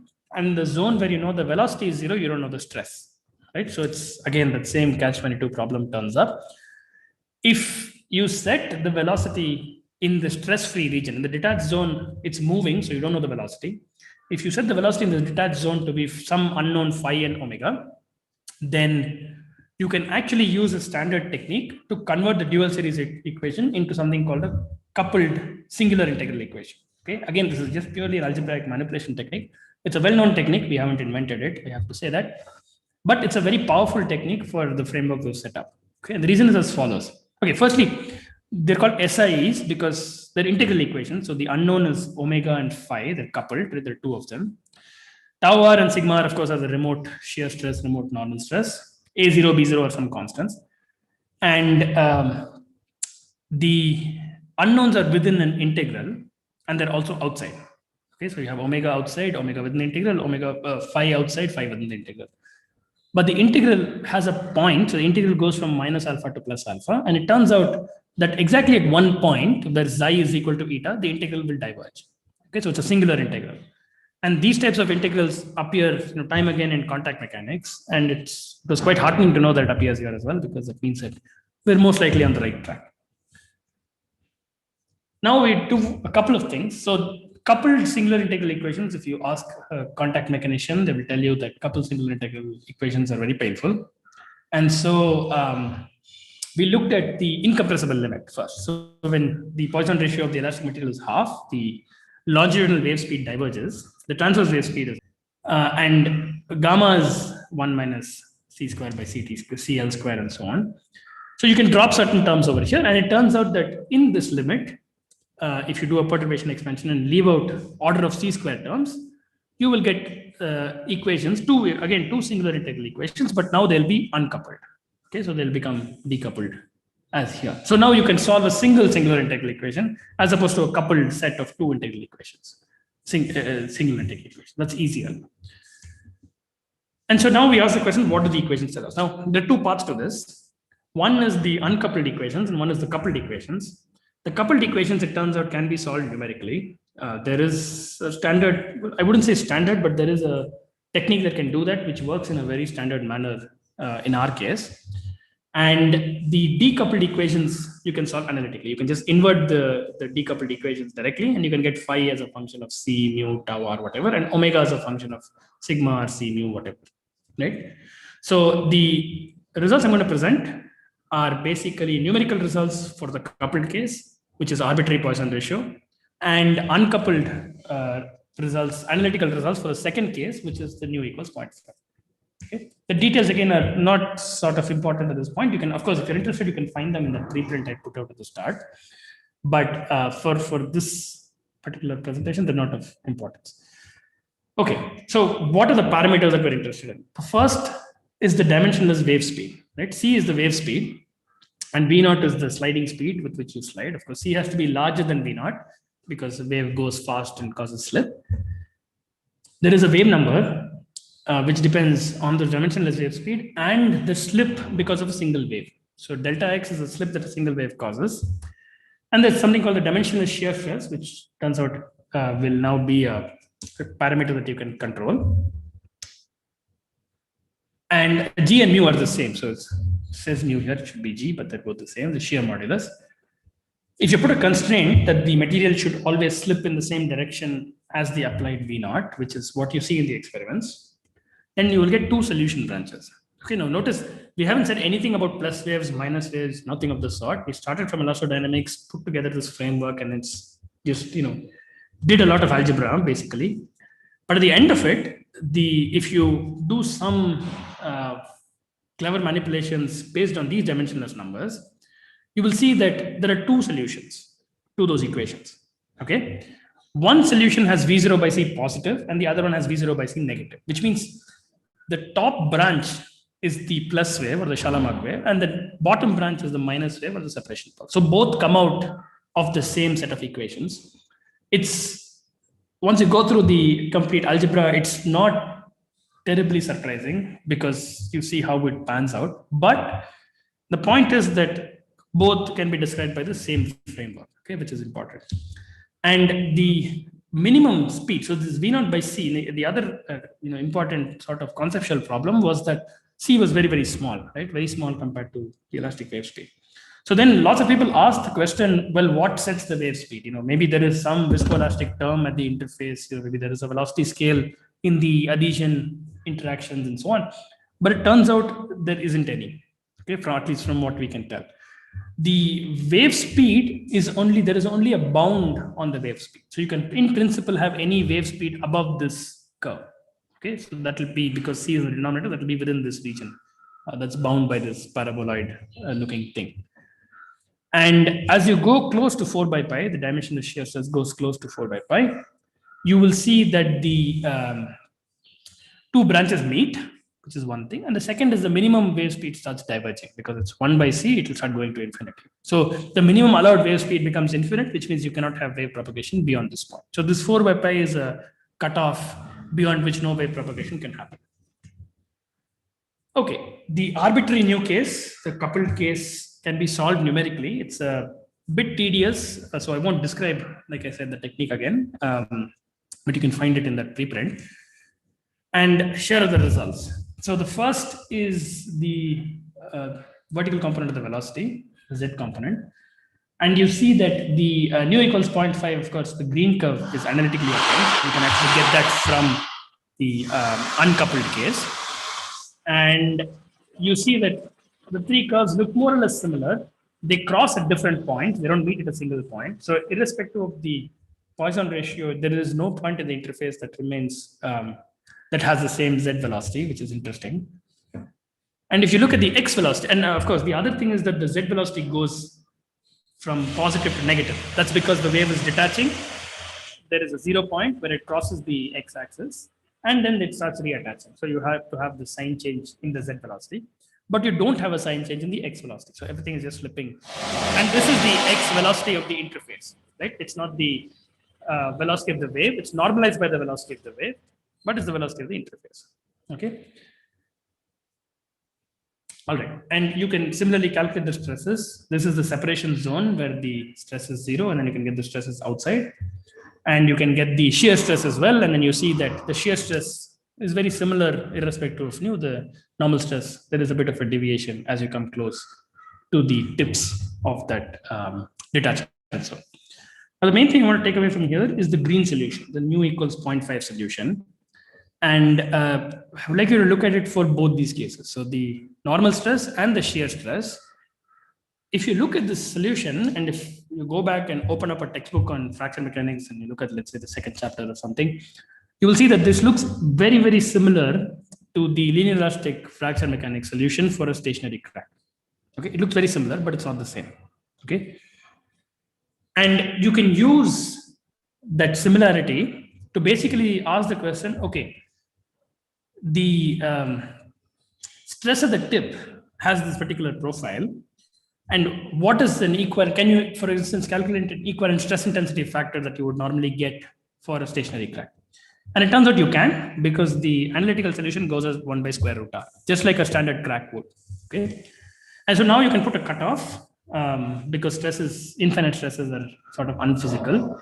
And if you put a cutoff ahead of the crack tip, like a plastic zone or a Barrenblatt Dugdale type of cohesive zone cutoff, then you will get different values for this plastic zone size, or what I call the plastic zone size. It's actually a cutoff zone size because it's a purely elastic material. And you will see that the zone size, as you approach nu equals half, becomes more or less independent of what criterion you put to cut off the stresses. So irrespective of whether I put remote stress equal to 3 or 2 or 1.5, it's all, the difference is very small compared to when you have nu equals 0.2.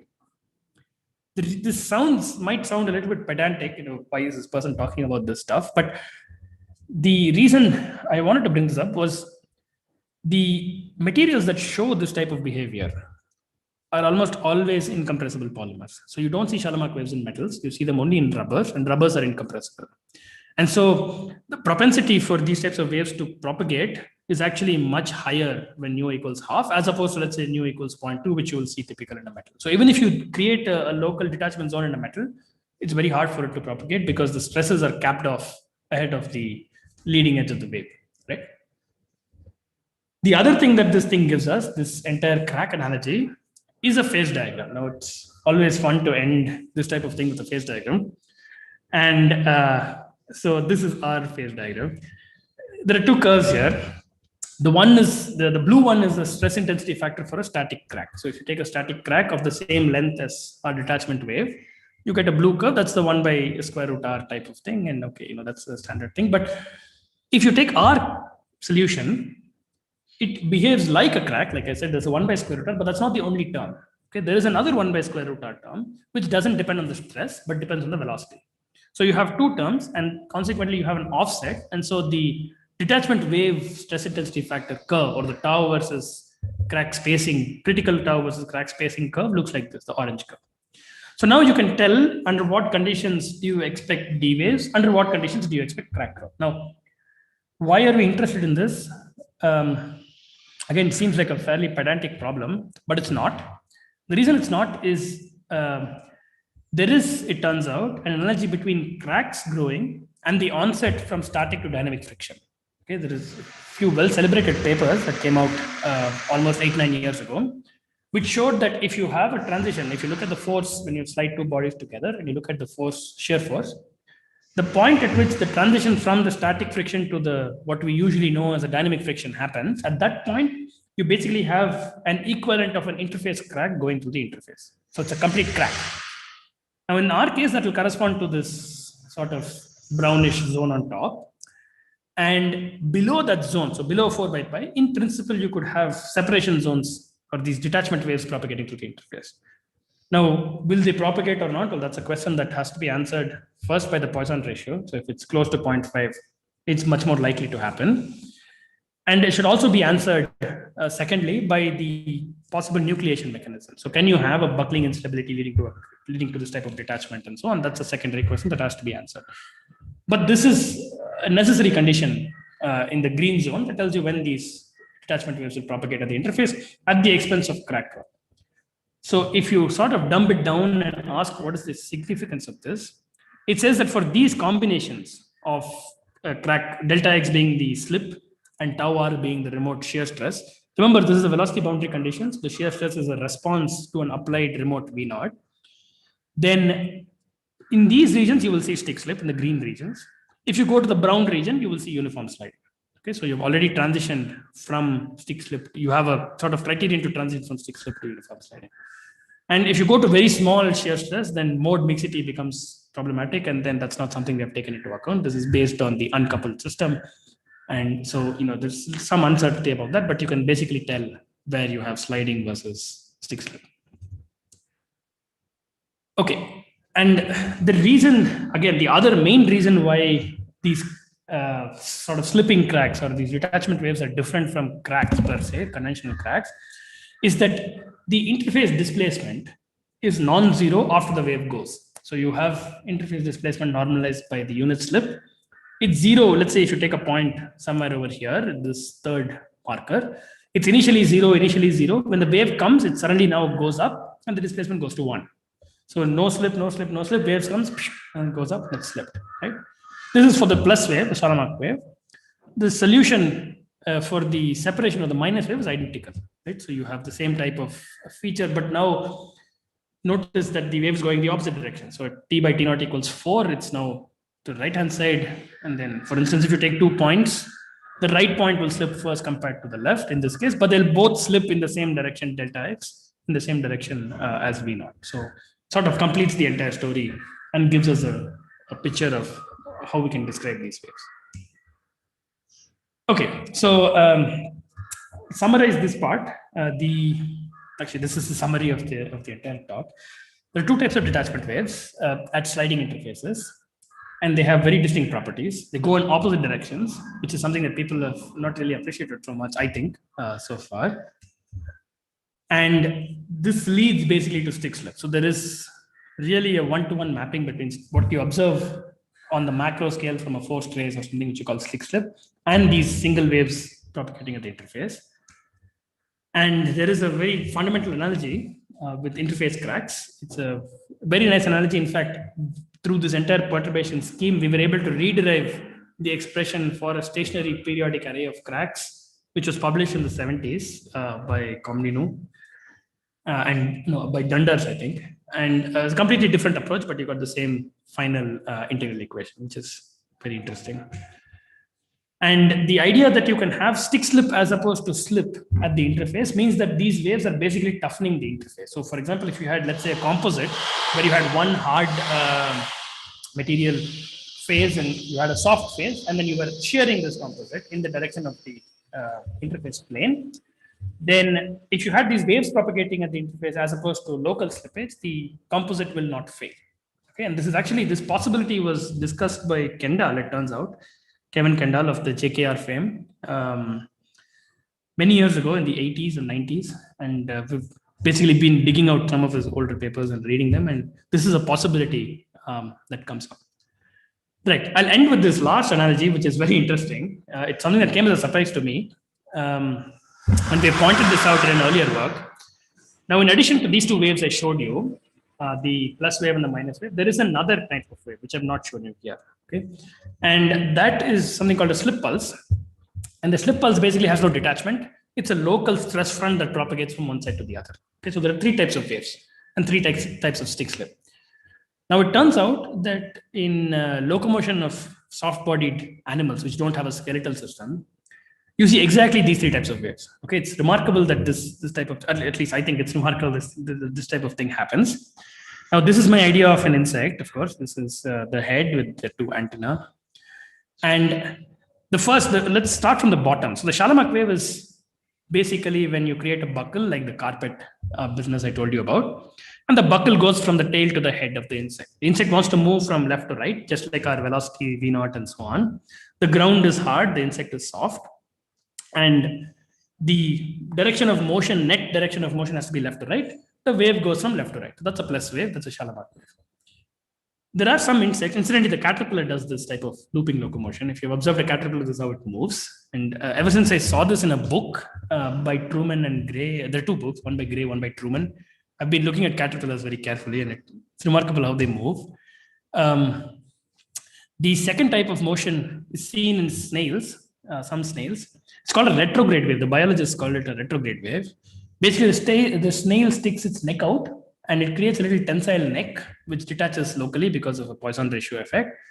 And that detachment goes in the opposite direction. So the insect wants to move left to right, wave goes right to left, that's a minus wave. Okay, detachment, both are D waves, plus minus. This third wave is a stress wave. It turns out some flatworms move like this, and that also is something that you will see in this type of system. The conditions under which these 3 waves occur are all provided in this manuscript. If you're interested, the details are over there. But it's interesting that you start from rubber and something that's seemingly mundane, and then you can end up with a whole range of these very interesting analogies. Okay, I'll just end quickly with a little bit of an advertisement blurb. There are a bunch of other things that we're interested in. I'll just give you one slide on what else we do, so that you have some idea. And if there is some interest, I'll be happy to talk about some of this. We're basically working at the interface between materials, mechanics, and manufacturing. Our group is called the Laboratory for Advanced Manufacturing and Finishing Processes. And we are basically a mechanics-driven group. we're interested in problems both in elasticity and in plasticity. For example, this is one work that we've been doing on shear banding. It's an interesting talk, right? Just before this, on shear bands in a completely different system. We've been looking at shear banding in rocks and developing sort of theoretical models that seem to fit several completely unrelated microstructural systems, titanium 6Al4. These are commercially relevant alloy systems. They have very different crystal structures which show the same dynamics. We also worked on machining. Machining is usually thought of as a very mundane subject, but there are lots of interesting scientific problems that are involved in machining. For instance, we're looking at something called a mechanochemical effect, where you can improve the finish of a cutting operation by just using a suitable chemical environment. That's something that we've been doing for a couple of years. And basically, we use techniques from high-speed in situ imaging, dynamometry, piezo-based, and microscopy. Could be SEM, TEM as well, and optical microscopy, of course. And we're also particularly interested in defects at interfaces. We're now starting some work on random media fracture models. So there's a lot of stuff I learned from the talks yesterday on many of these random fracture networks and so on. So that's basically a sort of bird's eye view of what else we do. I'd like to just end with some acknowledgements from funding agencies. It's obviously been very helpful because they've funded many of these things I've shown you today. And of course, the group where this person who's sitting right in the front row, second from right, is Akib. He was the main architect of the work I presented today. Right. So with that, thank you so much for your time. And if you have any questions, I'll be happy to discuss. Thank you so much for this very interesting talk. Now it's open for discussion. So if anybody has a question. Yes. Yeah. Yeah, please. I mean, is there any study on this Salamak kind of wave in these tectonic motions that the interface? That's an excellent question. Actually, there was a paper by Brown and Tossati, Elio Tossati and Oleg Brown. They used basically a sophisticated version of Burridge-Napoff model for interfaces, where they have springs and they have some distribution for failures and so on. And they've been able to show that there are traveling wave solutions. The main problem is that the velocity scale, again, that's a big issue. So you have to introduce a velocity scale to get the wave speed that you need. And secondly, I think the more important issue is that a model like that cannot account for interface detachment. So you have an adhesion, you have a physical stress that is driving the interface to first detach and then reattach. And so those are things that really cannot be captured from a tectonic, this type of model, this Burridge-Napoff type of model. But yes, there is some work. It's not a whole lot, but it does exist, yeah. Tossati's group, no? Yes.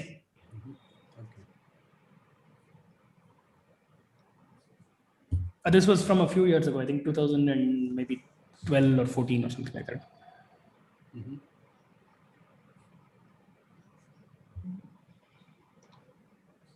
Is there any other question?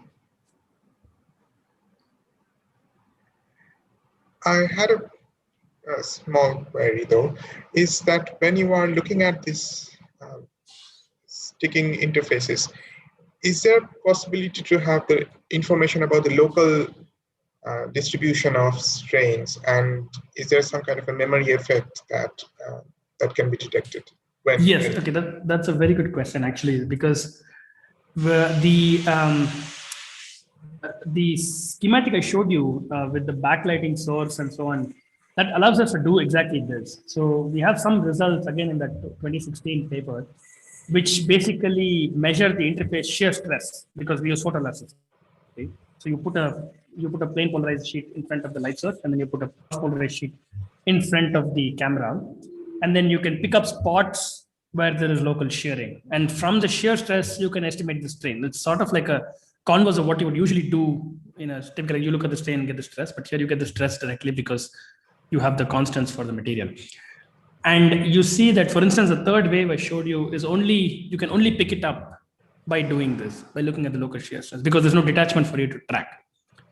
And in terms of kinematic parameters for each of those detachment waves, the Shalom wave, you can do some optical flow, some image processing to get some local strain measures.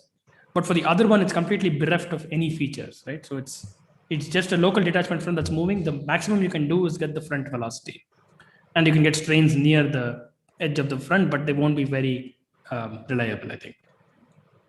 But it's a very complicated problem that I don't think that's yet solved. It has to be worked out. No, I mean, I saw some works on simulations of this, but in experiment, I'm not sure if that is. Yes, in simulations, yes. That's a big advantage of these spring model type simulations, because they give you exactly this information that you can't pick up from the experiments. Yes. Thank you. Is there any other? Sorry, Yeah, can I ask? So I'm very new to this, so I might be out of context, but I just wanted to ask you if there is a consideration to look at the energy efficiency, let's say between going from point A to B, and looking at, for example, for a set of material properties, you know, between one interface and the other, if, for example, a plus wave type of motion versus minus wave type of motion may be more energy efficient, and that might then, I don't know, give us some biological understanding. Again, you know, does laziness dominate, you know, how we propagate or how snails propagate and so on? Thank you. That's an excellent question again. So we did energy calculations. I didn't include that here because it's a little bit painful to talk about. But we did do energy calculations. From the propagation point of view, the energies are identical. So you gain or lose the same amount of energy whether you have a plus wave or a minus wave. So what we think is driving one wave or the other is most likely, at least in the organism case, and also in our case, is the physiology that allows one way to nucleate at the expense of the other. So for instance, if the caterpillar, I mean, by its body construction or whatever, has a tail that can be flexed easily, then it can create a loop near the tail, and that will be a plus wave.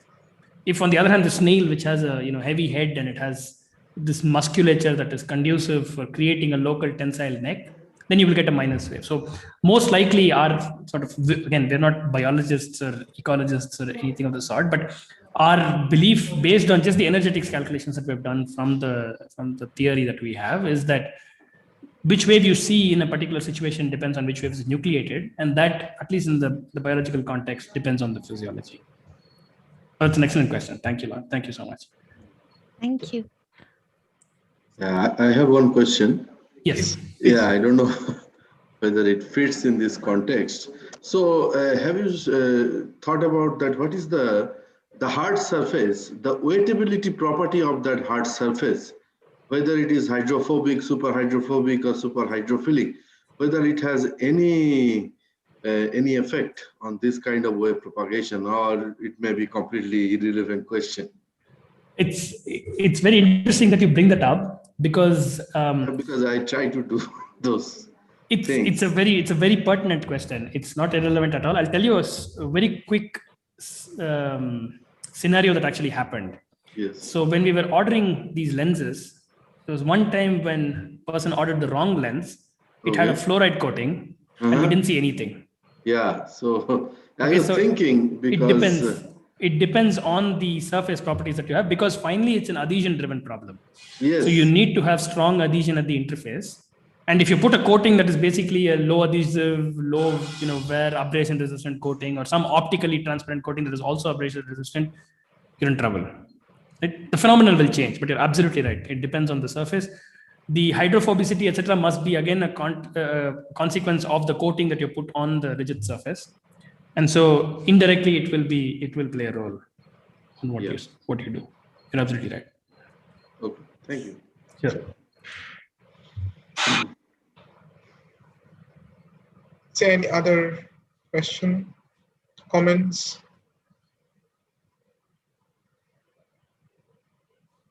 If not, then let's thank the speaker again. Thank you so much. Thank you so much. And at this point, we will take a break as scheduled. So we will resume in, we finished 5 minutes early, so 35 minutes from now. So at 4:30 local time, and of course, depending upon where you are. So roughly half an hour later, we will resume with our last speaker of the day, and that's Lucas Goring. So let me just share. Yeah, so that's the next talk is in about half an hour. So please come back and yeah, see you soon.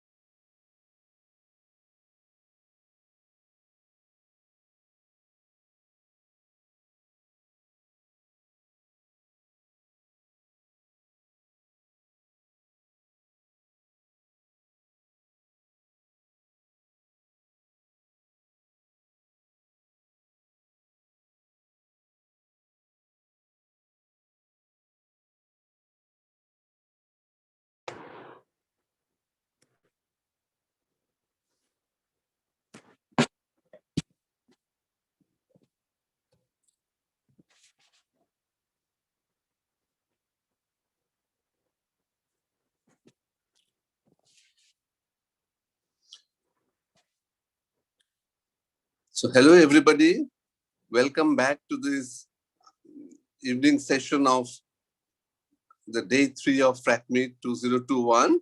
We have one speaker in this session, Professor Lucas Goering from Nottingham Trent University. He will be talking on cohesive granular media. So Professor Goering. Yep. Yeah. Hello. All right. So, hi. Hello. Yeah. Nice to see you again. Yes, absolutely. Wonderful to see you. Can you, yeah. And Shoma, yes. Yes. And thanks, Shoma, for inviting me to this. So I'll share a screen here. Absolutely. I think just like the past speaker, the whole screen is the easiest for me. Yes, wonderful. We can. Right. Yeah, it's clear. All right. Oh, do you have all these weird little things on the side as well, or is that just me? No, I think it is full screen. I think this is fine. Okay, cool. Because I see myself on the side here. I don't use Zoom that often. We use Teams for teaching here. So, all right. Okay, yeah. So I'll talk about cohesive granular media. There's some overlap with what I talked. So I was invited to the last physical conference I actually attended was your Fracmeet last year, and that was quite an enjoyable event. And I presented some of this material there, but I was focusing on the experimental side of things. In the interim, we've done quite a lot of work on the theory side with Shomo and also with Hatano, who I believe is speaking, Takahiro Hatano is speaking tomorrow, and with a PhD student who's been mediating between us, Yuta Yamaguchi. The experimental side of things was done originally by Arnaud, who's now a beamline scientist at Soleil. So we've seen some work with synchrotrons already here. He does a lot of work with X-rays. We'll see some work with X-rays in my talk. But he's now a beamline scientist doing all sorts of fun soft matter things across the spectrum. So he's working on at the, I should know this, the Sirius beamline at Soleil, if you get a chance to use it. And the outline of what I'm going to talk about today is there's some strong overlap with Ian Main's talk in the first one. So Shoma, if you arrange the talks by theme, that you've done quite a good job of that. So we're looking at a cohesive granular material, sort of an ideal sandstone. And this is something that we make artificially rather than choosing a sandstone that is as homogeneous as possible. And because we can make it artificially, we can tune or change the properties by changing the recipe. And we can change these properties over several orders of magnitude. And what we've done to date is characterize the elasticity, the bulk properties of this, as well as the fracture properties of this. And the newer work is then comparing this to a microscopic model where we can actually measure the constitutive relationship between single bonds or single bridges between the particles in this material and use that to inform a DEM model, discrete element model, which contains the experimentally observed properties and then tries to go between the microscopic scale to make predictions about the macroscopic scale in a way which is constrained by those experimental measurements. And so I'll finish with that. This is the work, which is the newer work compared to last year. And this is sort of going from the microscopic measurements and microscopic description of a model of these types of materials to a macroscopic level. And we'll discuss the same kinds of things we measured on the macroscopic level, the elasticity, as well as the failure. So the kinds of materials we're talking about here have been discussed at this conference already quite a bit. There's snow, there's avalanches. Michael Zeisler has been working on that for a while. There is sandstone, like Ian Main was talking about. There's some colloidal materials, microscopic scale. These are sort of paints as they dry will tend to crack. And there's also soils, which are cohesive granular media, which can fail catastrophically. So this is the class of material which we're talking about. We consist of individual grains, porous media, held together by some sort of a cohesive bond. And in particular, we're looking at cohesive bonds where there's a time scale between reforming that bond and breaking it. And so once a bond is broken, we're considering it broken forever. So we're looking at where the damage accumulates rather than something that can heal. So there are another class of materials that would be like sticky materials, where if the pieces break but they touch again, they will start to heal. Colloids are in that limit, for example, in some regards, as would be, say, wet sand. And the kinds of questions I'm looking at here, and the kinds of questions that inspire this work, are what determines the properties of these granular media. So granular materials on their own rights, even where you don't consider bonds between the particles, are a complex, heterogeneous system. And you have all sorts of things like force chains, making any sort of calculations about actually what's happening on the microscale to macroscale complex. So looking at how damage accumulates in these types of things, as we already saw today with Ian's talk, is challenging. And the same types of materials, as you go from a low density to a high density, behave quite differently, and the way they fail behaves quite differently. And is there a single unifying idea that can be given to discuss both those limits? So snow is low density stuff. We're talking about 10, 20%, maybe a bit more, but depending exactly how well packed it is of solid phase. Whereas in the limit of sandstones, you're in the opposite limit. You might have a porous sandstone might have 10 or 20% of gaps between the sandstone. So these are whereas the majority of the material is there for the rock. So these are quite different limits in the density of material. And since the contacts between these grains depends very strongly on the packing, the amount of contacts between the grains and the nature of those contacts is very different. So the kind of physics we're looking at here are that we have grains and we have fragile contacts between those grains, and we want to characterize both, and we want to use those to model and to go from the microscopic scale to the macroscopic scale. And we're working with these sort of experimentally artificial materials as sort of a Platonic idea of a sandstone. So what is essential to a sandstone is that you have particles that are stuck together, and it forms a rigid solid. I come from a physics background, and also some material science background. So the idea is I've tried to produce something that takes on those properties, but is a nice, clean, tunable system that we can then work with. And we've used this then as something that we can put into the lab. We can characterize like crazy. We can change things, and then we can use those observations to inform a model. And the basic question is, what do we need to know or measure in order to accurately predict its behavior? And this is a material which is actually rather inspired by the idea of a sandcastle. And the sandcastle holds together relatively well. Wet sand is a elastic material, rigid material. And it doesn't really matter how you make the sandcastle, it holds together. So you don't need a recipe to make a sandcastle, because once you start putting a little bit of water into there, the grains hold together. And the amount of water is not too important for that. You can put a little bit, you don't need a recipe to make this. Any child can make it on the beach. And so what we're doing is we're replacing the water with a curable elastomer. We saw this in the last talk of PDMS, polydimethyl siloxane. It's a liquid where you put it in and it cures when you add heat. So when you mix glass beads and PDMS as a liquid, it behaves like mixing sand, silica, on a beach when you add water.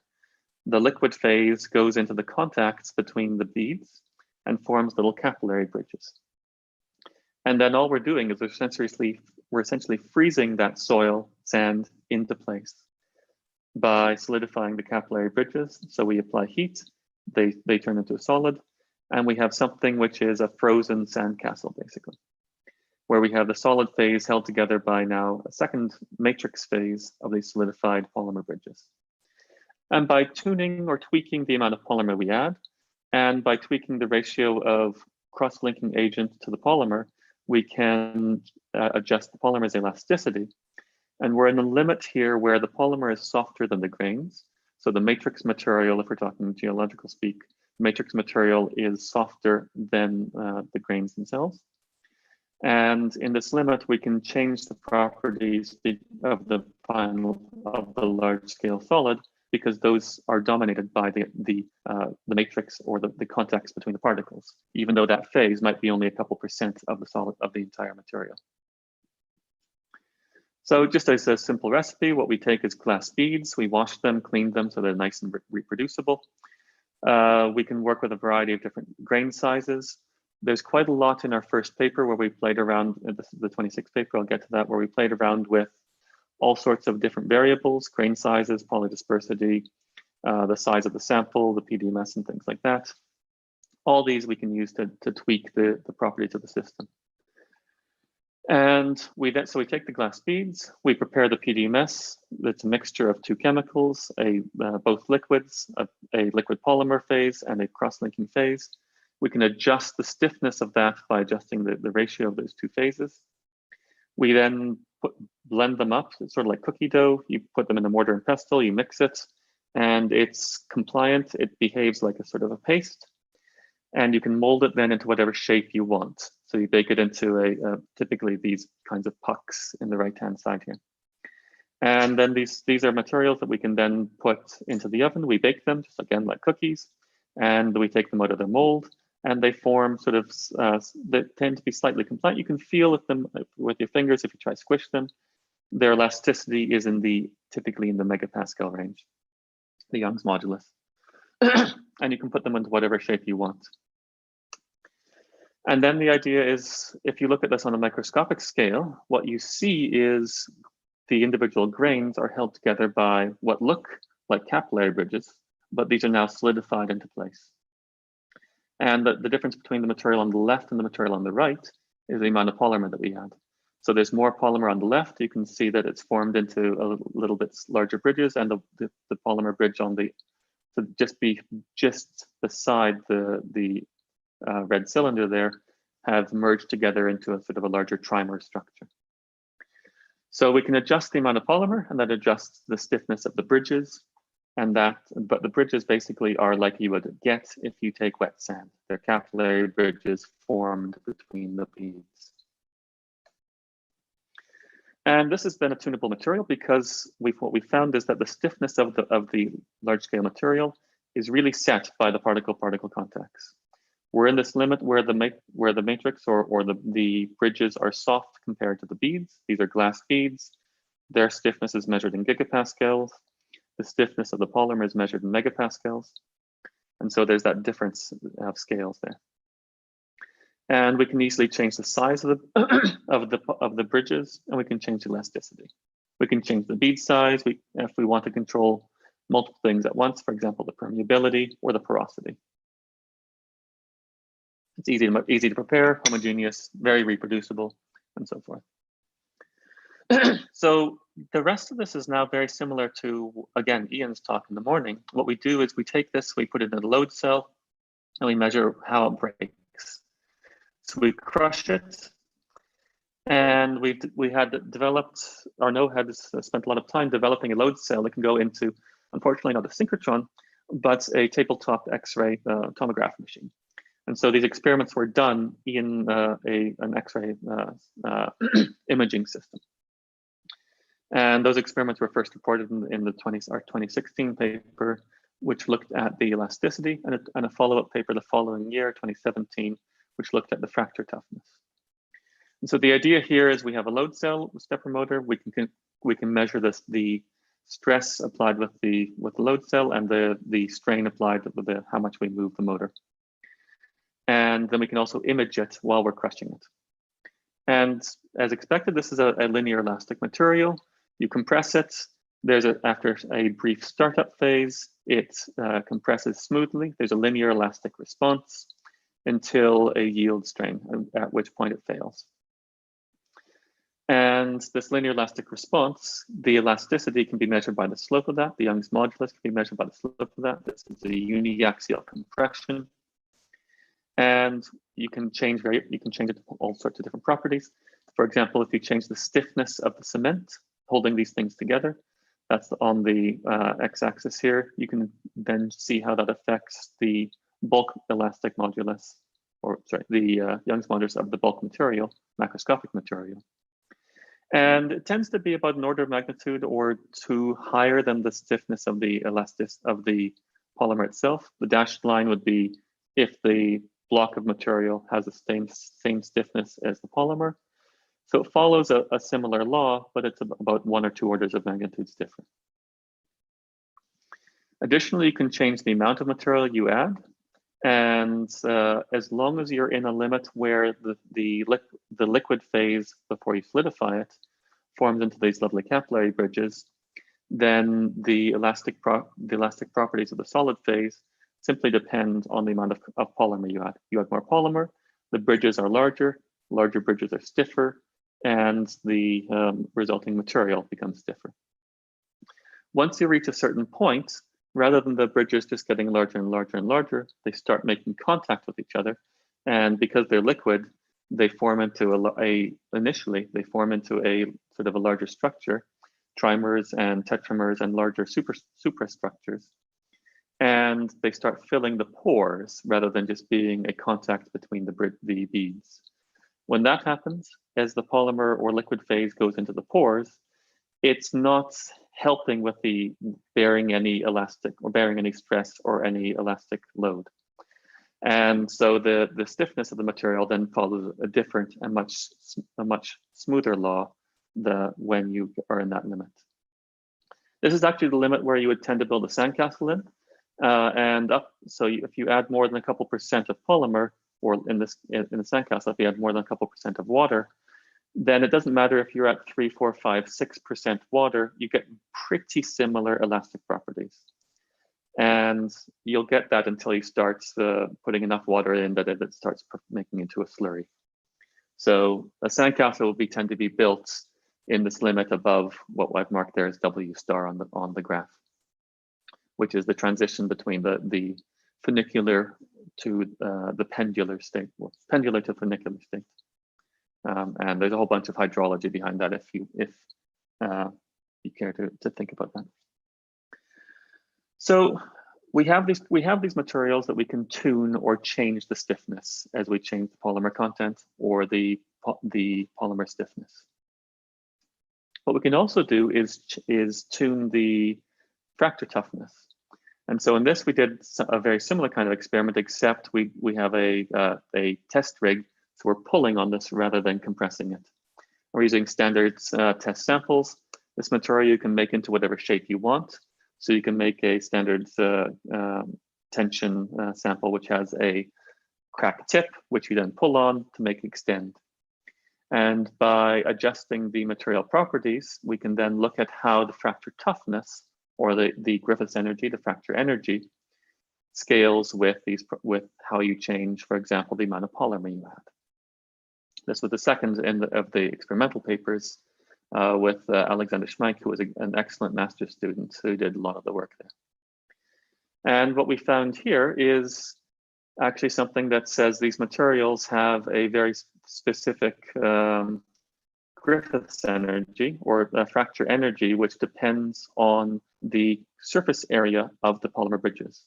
So if you have a constant bridge size, but you change the elastic modulus of those bridges, then the stiffness of the material scales as you would expect. If you account for how the stiffness of the bulk material changes, then the changes in the way it fails are consistent with a constant fracture energy, or if you prefer the Irwin style of fracture mechanics, the fracture toughness goes up with the square root of the elasticity, the Young's modulus of the bulk material, consistent with a constant fracture energy. If you increase the width of the size of the bonds between the particles, then you find that the fracture toughness scales with the amount of polymer you add, which means that the fracture energy scales with the surface area of those bridges, because the fracture toughness and the fracture energy are related by that square root. So what this means is these materials are consistent with a well-defined fracture energy of about 10 joules per meter squared, which scales with the cross-section of the bonds between the particles. And if you look at the bonds between the particles, it's known that if the tearing of a PDMS bond off of a surface of glass takes about 7 joules per square meter, and the kinds of energies we're finding are consistent with that adhesive failure of those bonds. So we can actually relate the fracture properties, the macroscopic fracture toughness or fracture energy of the system to the failure modes of the microscopic mechanisms. And we can relate them to experimentally measured properties of the adhesive energy of PDMS on glass. So this is the summary of the experimental part so far, is that we have a well-defined cohesive granular material which allows us to investigate the behavior of this class of material in the limit where we have softer bonds between harder particles. And in this limit, we find that the elasticity is dominated by the bonds, and this elasticity scales with the surface area and stiffness of those bonds. And that failure occurs when the bonds detach from the surface, and that we can relate the failure mechanisms to adhesive failure of the bonds to the particles. And we can actually then relate the energy cost to do that, the Griffith's energy balance, to that adhesive failure. Or we can relate the fracture toughness, Irwin's description of the same mechanics, the same physics, to that energy scale as well. So now we're going to use those properties to then talk about going from the microscopic scale to the macroscopic scale of how these materials behave and how they fail. And so that brings me to the second part of the talk here, where I'm going to be looking at a microscopic construction of just a couple beads and a bond between them, measure everything we can about that, and use that to inform a numerical model that will allow us to move from the microscopic to the macroscopic scale. And this is a part which will be relatively new compared to what we presented last year. And so here, what we're looking at is the kinds of motions that these beads can take. And so you can take two beads, you can think about squishing them, you can think about shearing them, you can think about twisting them, like you might twist the cap off of something. And you can also think about rotating them around each other rather than just moving them across each other. The twisting motion we don't think is actually important in the way these things fail. It's hard to activate. And the rolling motion is independent of, but much of it can be reduced into the motions in the box here, the bend, the shear, and the compression. That's the one that's always given us a little bit of bother that we're ignoring it, but we're focusing on the two mechanisms here, a normal force and a shear force between those, or a normal and a tangential force there. And so what we're doing there is now we're actually taking these bonds. So we're making a material. We're making this material as we had before. We're then taking a little scalpel, and under a microscope, we're extracting a couple beads from that. And then we're very carefully with sticking that, gluing that to a micropipette, which has been stretched into a sort of a U shape to make it much more compliant. And we're using this as a micromechanical testing rig. So the whole thing is a glass pipette that's been stretched and drawn and then bent into this U shape. And then this pipette is calibrated against an AFM tip. So you calibrate it and you measure the deflection of that pipette by pushing it against something. You then glue a couple beads to this. The beads are taken from this microscopic material. And so they have a bond between them composed of the PDMS. And then this is rigidly attached to the end of this pipette. And then that is put onto a surface that you can then do a stress strain experiment on. So you put this on something where you pull down, or you apply a shear, and you can measure the deflection of the components here. And then you can actually see a force distance measurement of what's going on for that single bridge between the particles. So this is the key experiment. The paper is almost ready for archive. I was hoping to get it ready for this conference. It's not quite. It'll hopefully be up next week. If anyone's interested, I can send them a almost final preprint. Just contact me by email afterwards, please. And so this is a movie of that experiment in progress. So we're pulling up, and you'll see the progressive shift, and then it will fail by detaching from the surface. And in this case, it's a sort of two-part fail. There's a little bit of stickiness first, and then it pulls off. So I'll show that again. By measuring the spheres of there, by sort of mapping the positions of the spheres and mapping the positions of artifacts like these little dots there, or spikes there, we can actually measure the displacement. And by the difference between the displacement of the individual parts, we can measure the force, because we have a calibrated force distance curve for the cantilever itself, or not cantilever, the U-bend glass pipette. It's calibrated against the cantilever. And so then we can measure the force distance curve of that single bond. And we can measure then a spring constant of that. And it's a nice linear spring until failure. We can then do the same thing under shear. This is a less exciting movie because we don't break it. We don't actually provide enough shear to break it. It's softer in shear, so it deforms a lot more. And we never actually brought these to failure. But you can see before after the slight shift there. So we're able to measure the stiffness of the bond by shear as well as in tension. We can do that for a number of different experimental tests. And we can look at the geometry of this. And the geometry, it consists of sort of two spheres with a bond between them. We're approximating that bond as a cylinder truncated by the shapes of the spheres, cutting out the upper and bottom surface a little bit. And to account for the roughness of the particles, as well as a little bit of PDMS trapped between them, we find that a key aspect of that is a tiny little gap, that delta naught on the picture to the left, between the particles. In order to match the experimental stiffnesses, we find that gap has to be about 1 or 2 microns. So we can then do COMSOL simulations, finite element model simulations of 2 hard spheres connected by elastic materials. And that's what the lines are. The curves on these 2 graphs show how the stiffness of that bond would depend on the size, the width of the bond, little d, under different assumptions about that gap between them. Is it 1 micron? Is it 2 microns? We also did this at different pulling speeds to check to make sure that we were in the limit where the pulling speed, we were quasi-static. And what we then find basically is that we can accurately predict the nature of the elasticity on the microscopic scale by a finite element model of that bond as a simple elastic bond, as long as we account for a small gap between the particles. And so the other thing that's important to observe here is that the stiffness of these materials are much softer in shear than they are in tension. So there's a difference of about an order of magnitude between those two.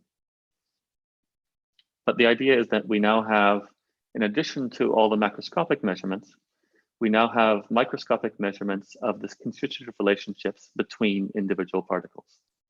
And the question is that enough now to make predictions about the macroscopic scale? And so for this is where Yuta Yamaguchi has come in very helpful. And what he's done is put together a discrete element model of the dynamics of these materials. And this model is informed in every way by the microscopic measurements. So we are mimicking samples which have the same size and shape of the form of the elastic deformation, the compression experiments. We have what we have then put into them particles of the same size. We have the particles have the same bond diameters in them. They have the same measured bond stiffnesses. And the way they fail is based on an interfacial energy argument. It's the energy, if you stretch that bond, you put elastic energy into it. And a key feature of this numerical model actually a fairly novel feature of this numerical model. It's in the 2020 paper. We published it last October. Is this idea that we have a failure between the bonds based on a microscopic Griffiths criteria. So we simulate that, we look at that bond, we write down the amount of energy it takes when you stretch it or shear it, and we say when that energy exceeds the adhesive energy, then that bond is removed.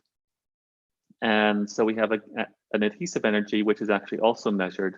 And so we're using Griffith's theory on the microscopic scale explicitly. Additionally, in order to really hammer home the point that we're getting everything from experiments, for certain sets of these simulations, what we're doing is we're tracking the particle, we're mapping to the particle positions from experiments. So we did these experiments in X-ray tomographs, or an X-ray tomograph machine. And so what we have here, this is a three-dimensional X-ray image. And if you pan from the top to the bottom through that, you can see the particles, and you can then extract and measure the particle positions from this. So this is a pass through the sample. It's about 1 centimeter across, and about 1.5 centimeters from the top to the bottom.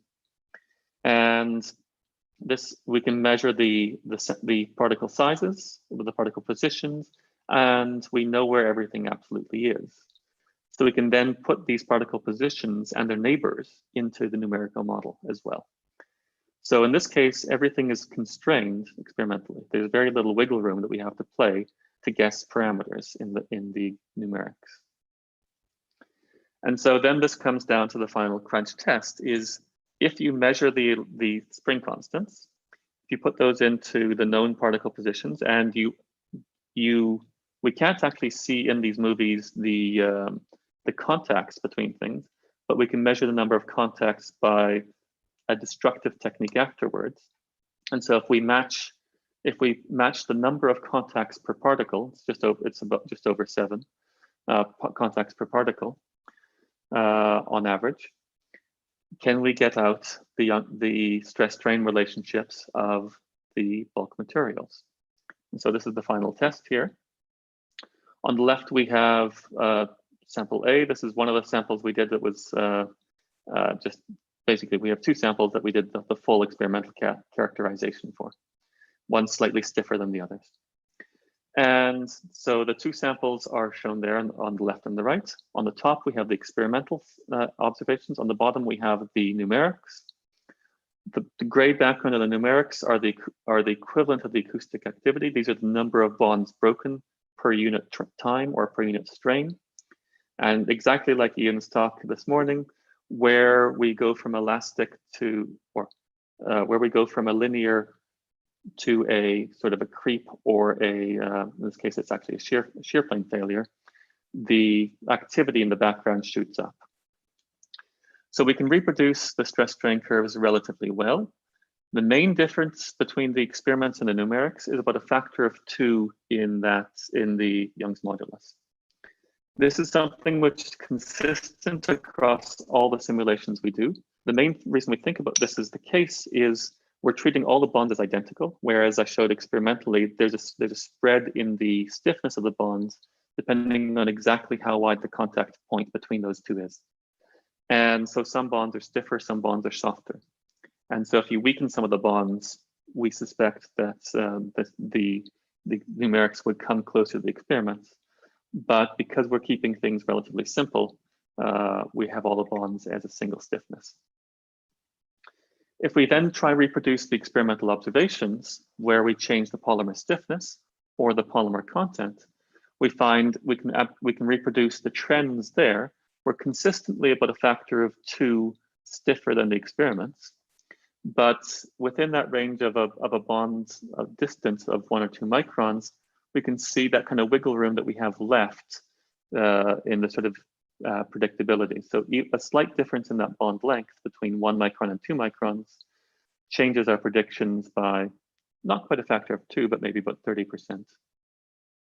So tweaking that last little bit of the distance between the bonds would be a way to soften the numerics a little more. But as I said, the main aim of this is to have a very simple model as possible, which captures the general trends. And quantitatively gets very close to the absolute values as well. On the image on the right, I'm showing with changes with polymer content. And this is one where the way the numerics actually break down is interesting in its own right, because the numerics are matched to a capillary bridge between the particles. And where the experiments actually have the capillary bridge, to the left of that dashed line, in the pendular regime, the experiments and the numerics match pretty well. Where the experiments go into the funicular regime, where the added polymer starts moving into the spaces between the particles and not being active in bearing the load, then the experiments, the Young's modulus slackens off, whereas in the numerics, it continues to rise. So this is actually a key difference, which shows that where the geometry of the bonds changes fundamentally in the experiments. Yes, we actually are now disagreeing because the numerics are not capturing that change. So where we are expecting there to be a difference, we also see that difference, is what that points out. So the last part here is then going beyond the experiments. So what we've done is now matched to experiments, but we now have a model that is able to relatively accurately predict the experimental responses, experimental macroscopic behavior. And the motivation I had to start with was looking at packing fraction. I showed you avalanches in snow and the failure of sandstone as two end members of that. So using the same techniques, now no longer slave to the exact particle positions, we can create a random packing where we change the packing fraction, and we can also change the number of contacts per particle.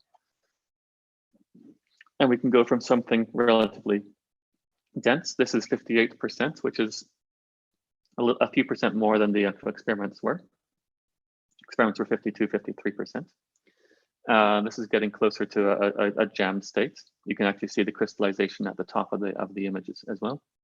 And if we compress this, we can see a beautiful shear plane developing. This is actually similar to what happens in the experiments. There's a shear plane developing across the sample as we compress it. But if we change the packing fraction, what we actually see is going from dense states, we see that shear band forming. At a little bit below the experimental observations, we see plastic failure, we see barreling around the middle, and we see it as just a progressive creep as we compress the sample, it behaves plastically. If we go to very, very low states, we can see what is actually another state known from foams and from avalanches and snow of what is sometimes called an anti-crack or compression band. It's also seen in sandstones, but only the very, very porous sandstones. So it's an end member of rock failure as well. And so we've done the characterization of that. I'm going to go over this relatively lightly because this is the end point. For more that this is the main topic of Utah's paper published last year. But we can do these, we can now have these measure everything in the numerics here. We can look at characterizing these. The shear band on the right looks like a brittle failure. It has an elastic regime, it reaches the max. The acoustic activity or the number of bonds broken is what we're actually measuring pre time. Match that peak, and then there's a post-peak failure. The yielding is a plastic yielding. So instead of going down from the peak, you have a relatively flat case. And as you go down between about 40 to 50% volume fraction, that plateau is maintained a little bit more well-behaved maintenance. And as you continue there, there's constant acoustic activity as more and more bonds break, and it just smooshes. At the other limit of very low volume fractions, you have what looks like an intermittent failure where you get these little bursts of activity. And these correspond to microcracks forming on the plane of compression.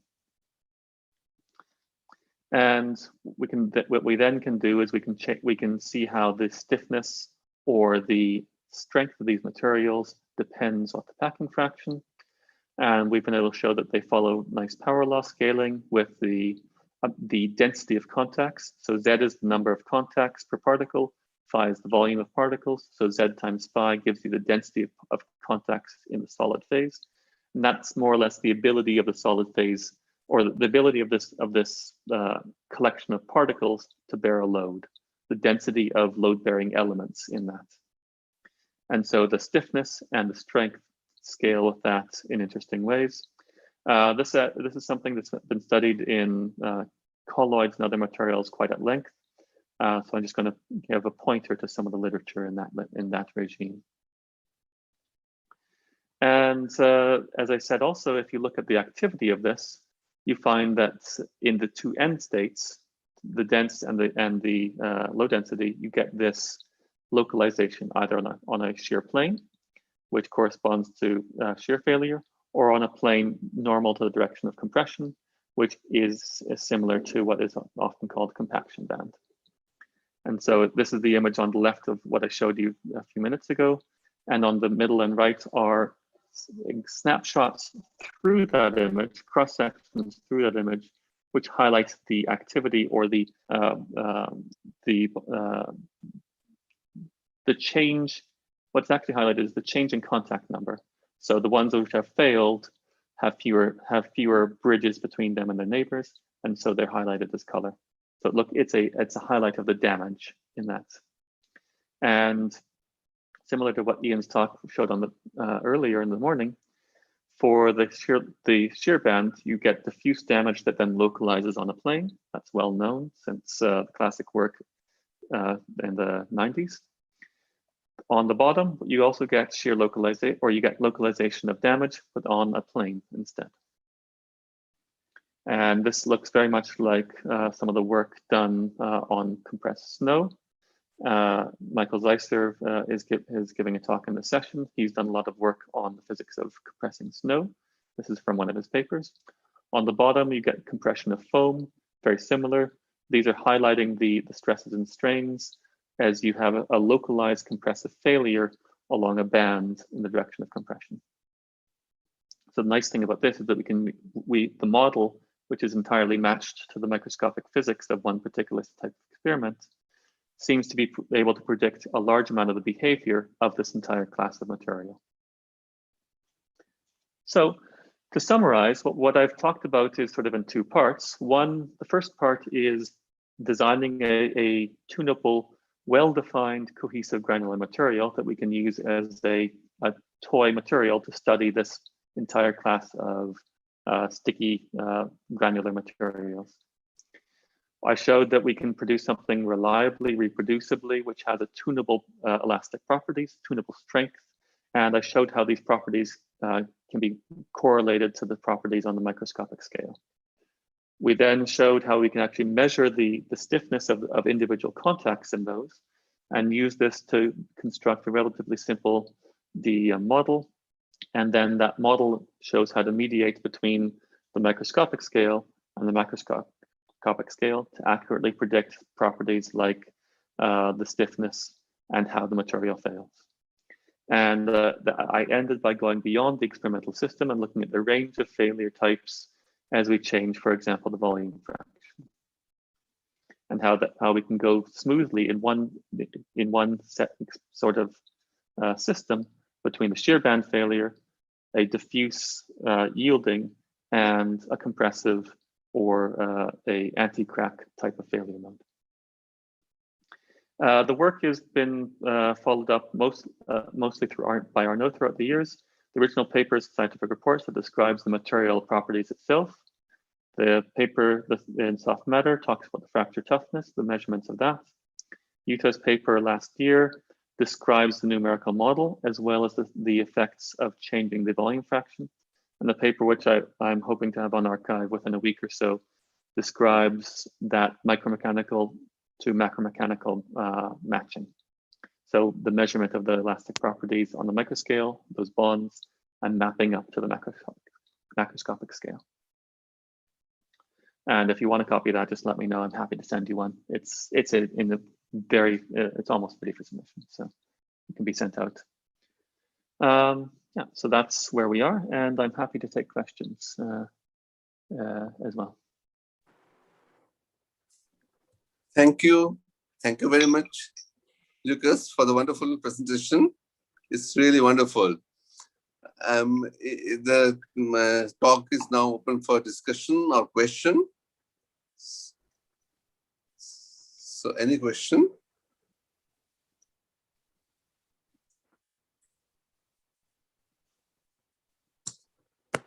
I have one question, is that do you think that the polydispersity or the size mismatch of the particles will have some effect on these mechanical properties? Some, but not much.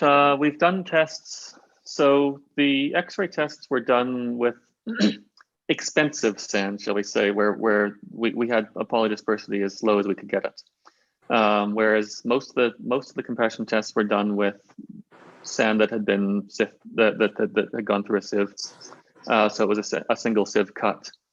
And there wasn't much difference. There was no noticeable difference experimentally. So yes, but it's going to be a second order effect, I think. It might do things like crystallization. So if you have a monodispersed material, it's much more easy to crystallize.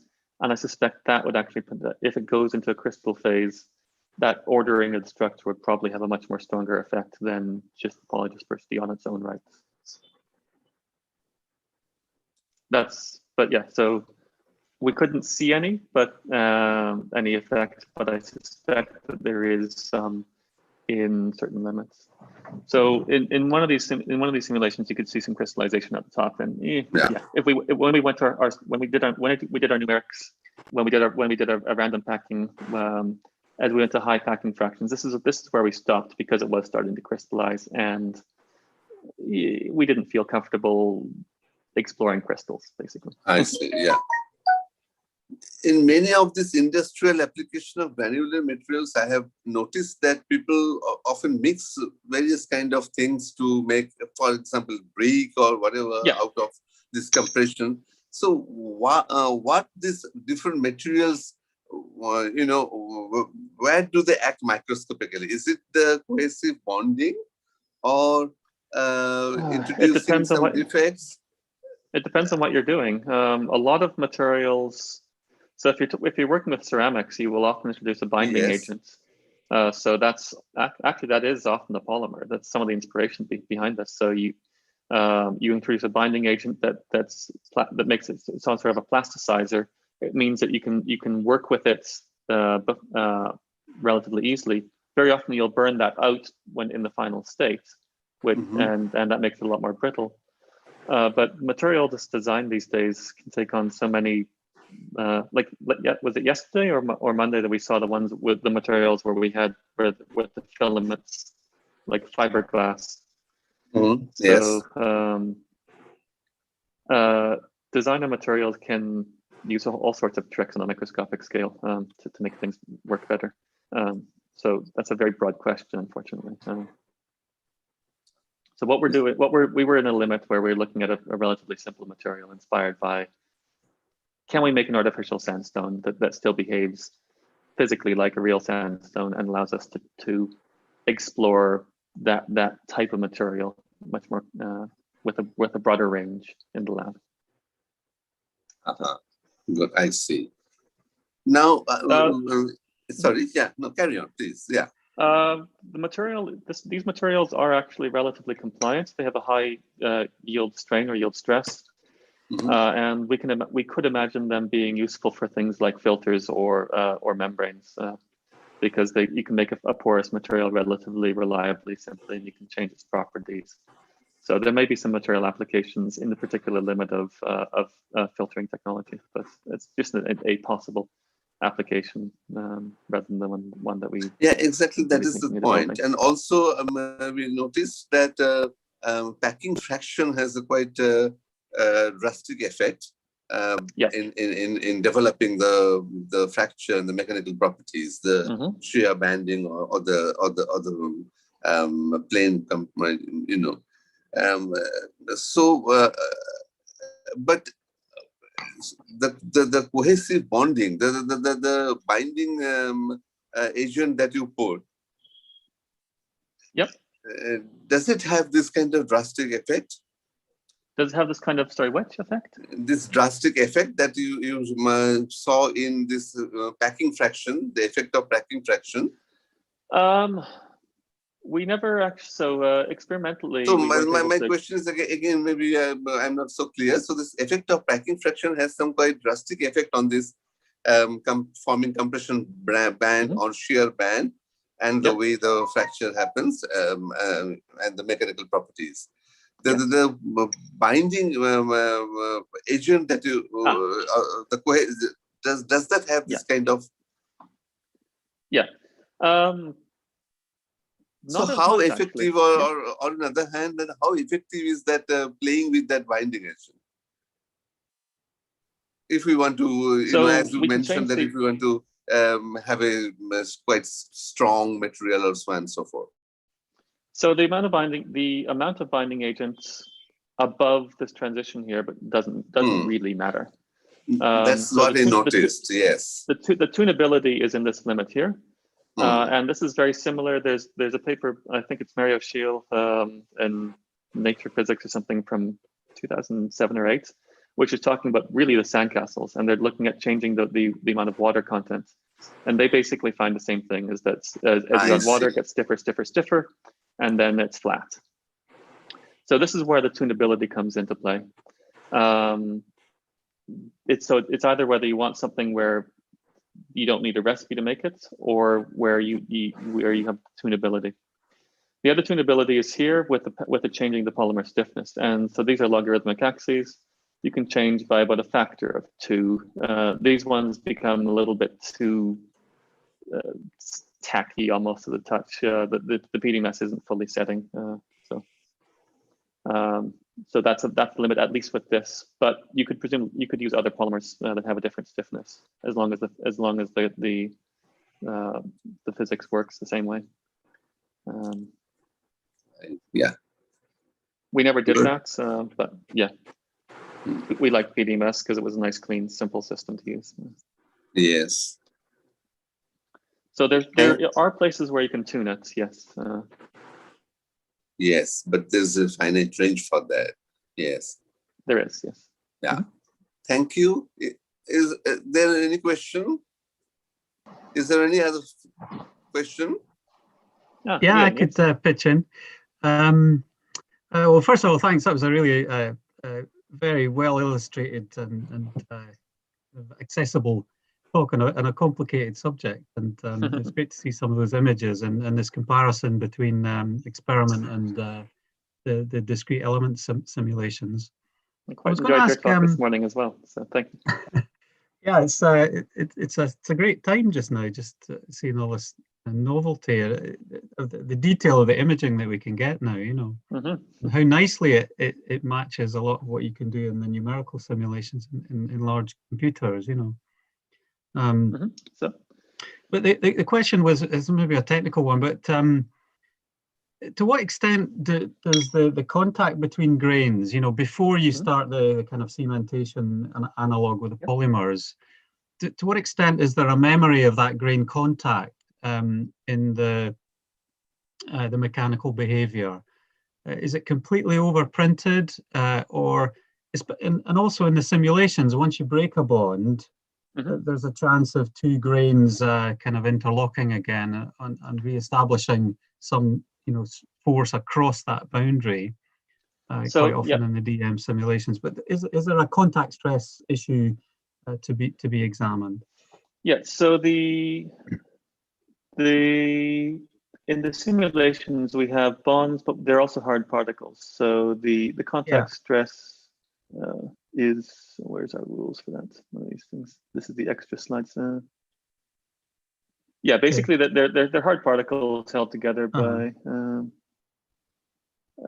on. Yeah, they're hard particles held together. There we are. So they have a force with the overlap, which is a spring constant, which is by glass, and we set that effect on order of magnitude stiffer than the PDMS bond.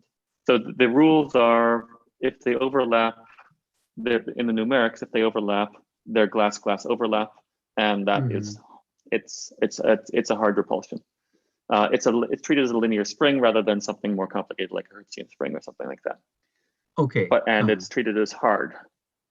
Once a bond is broken, it is not allowed to reform. That's our key rule. You could have different rules, but we're assuming a strict separation of timescales between fracture and healing. So once a bond breaks, it's removed from the simulation and it's gone. You can have overlap, which causes a resistance. It also causes a friction. So we do have a friction standard granular friction in the model on that length for overlapping contacts. So the physics of the contacts is taken straight from a textbook on granular materials. Okay. So do you think that could explain the discrepancy in the absolute value of the the mechanical properties? Not really. The fact that in experiments you won't have an overlap. Not particularly. The reason we took the stiffness of the glass 1 order of magnitude harder than the PDMS is to avoid numerical blow up, basically. So if it's infinitely stiff, you get the simulations don't converge, basically. You get one particle that just pings off to infinity because it gets very excited. Too dynamic. Exactly. So, but we did change that ratio. Above 10, there's not any significant changes to the elastic properties. And we really are in the limit where we're dominated by the bonds between them. Below about a ratio of 10, you start to see softening. So we're once we're above that limit, we tried 5, 10, 20 type of thing. There's a difference between 5 and 10, but not noticeably between above 10. Except if you go too high, you get numerical instabilities. Okay, thank you. Yep. Okay. Was that all the questions, or did I miss one? Okay. All right.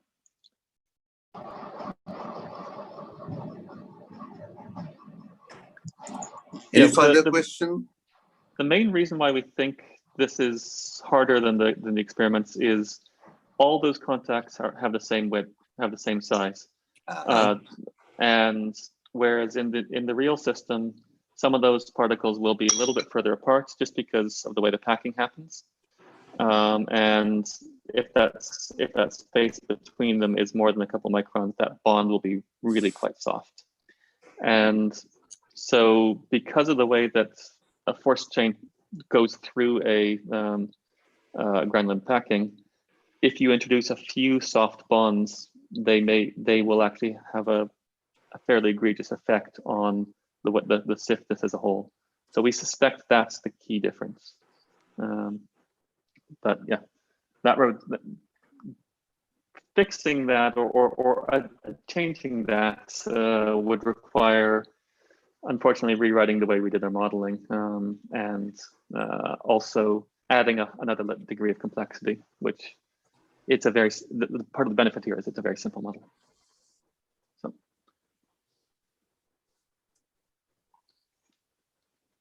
Any question? Any more question?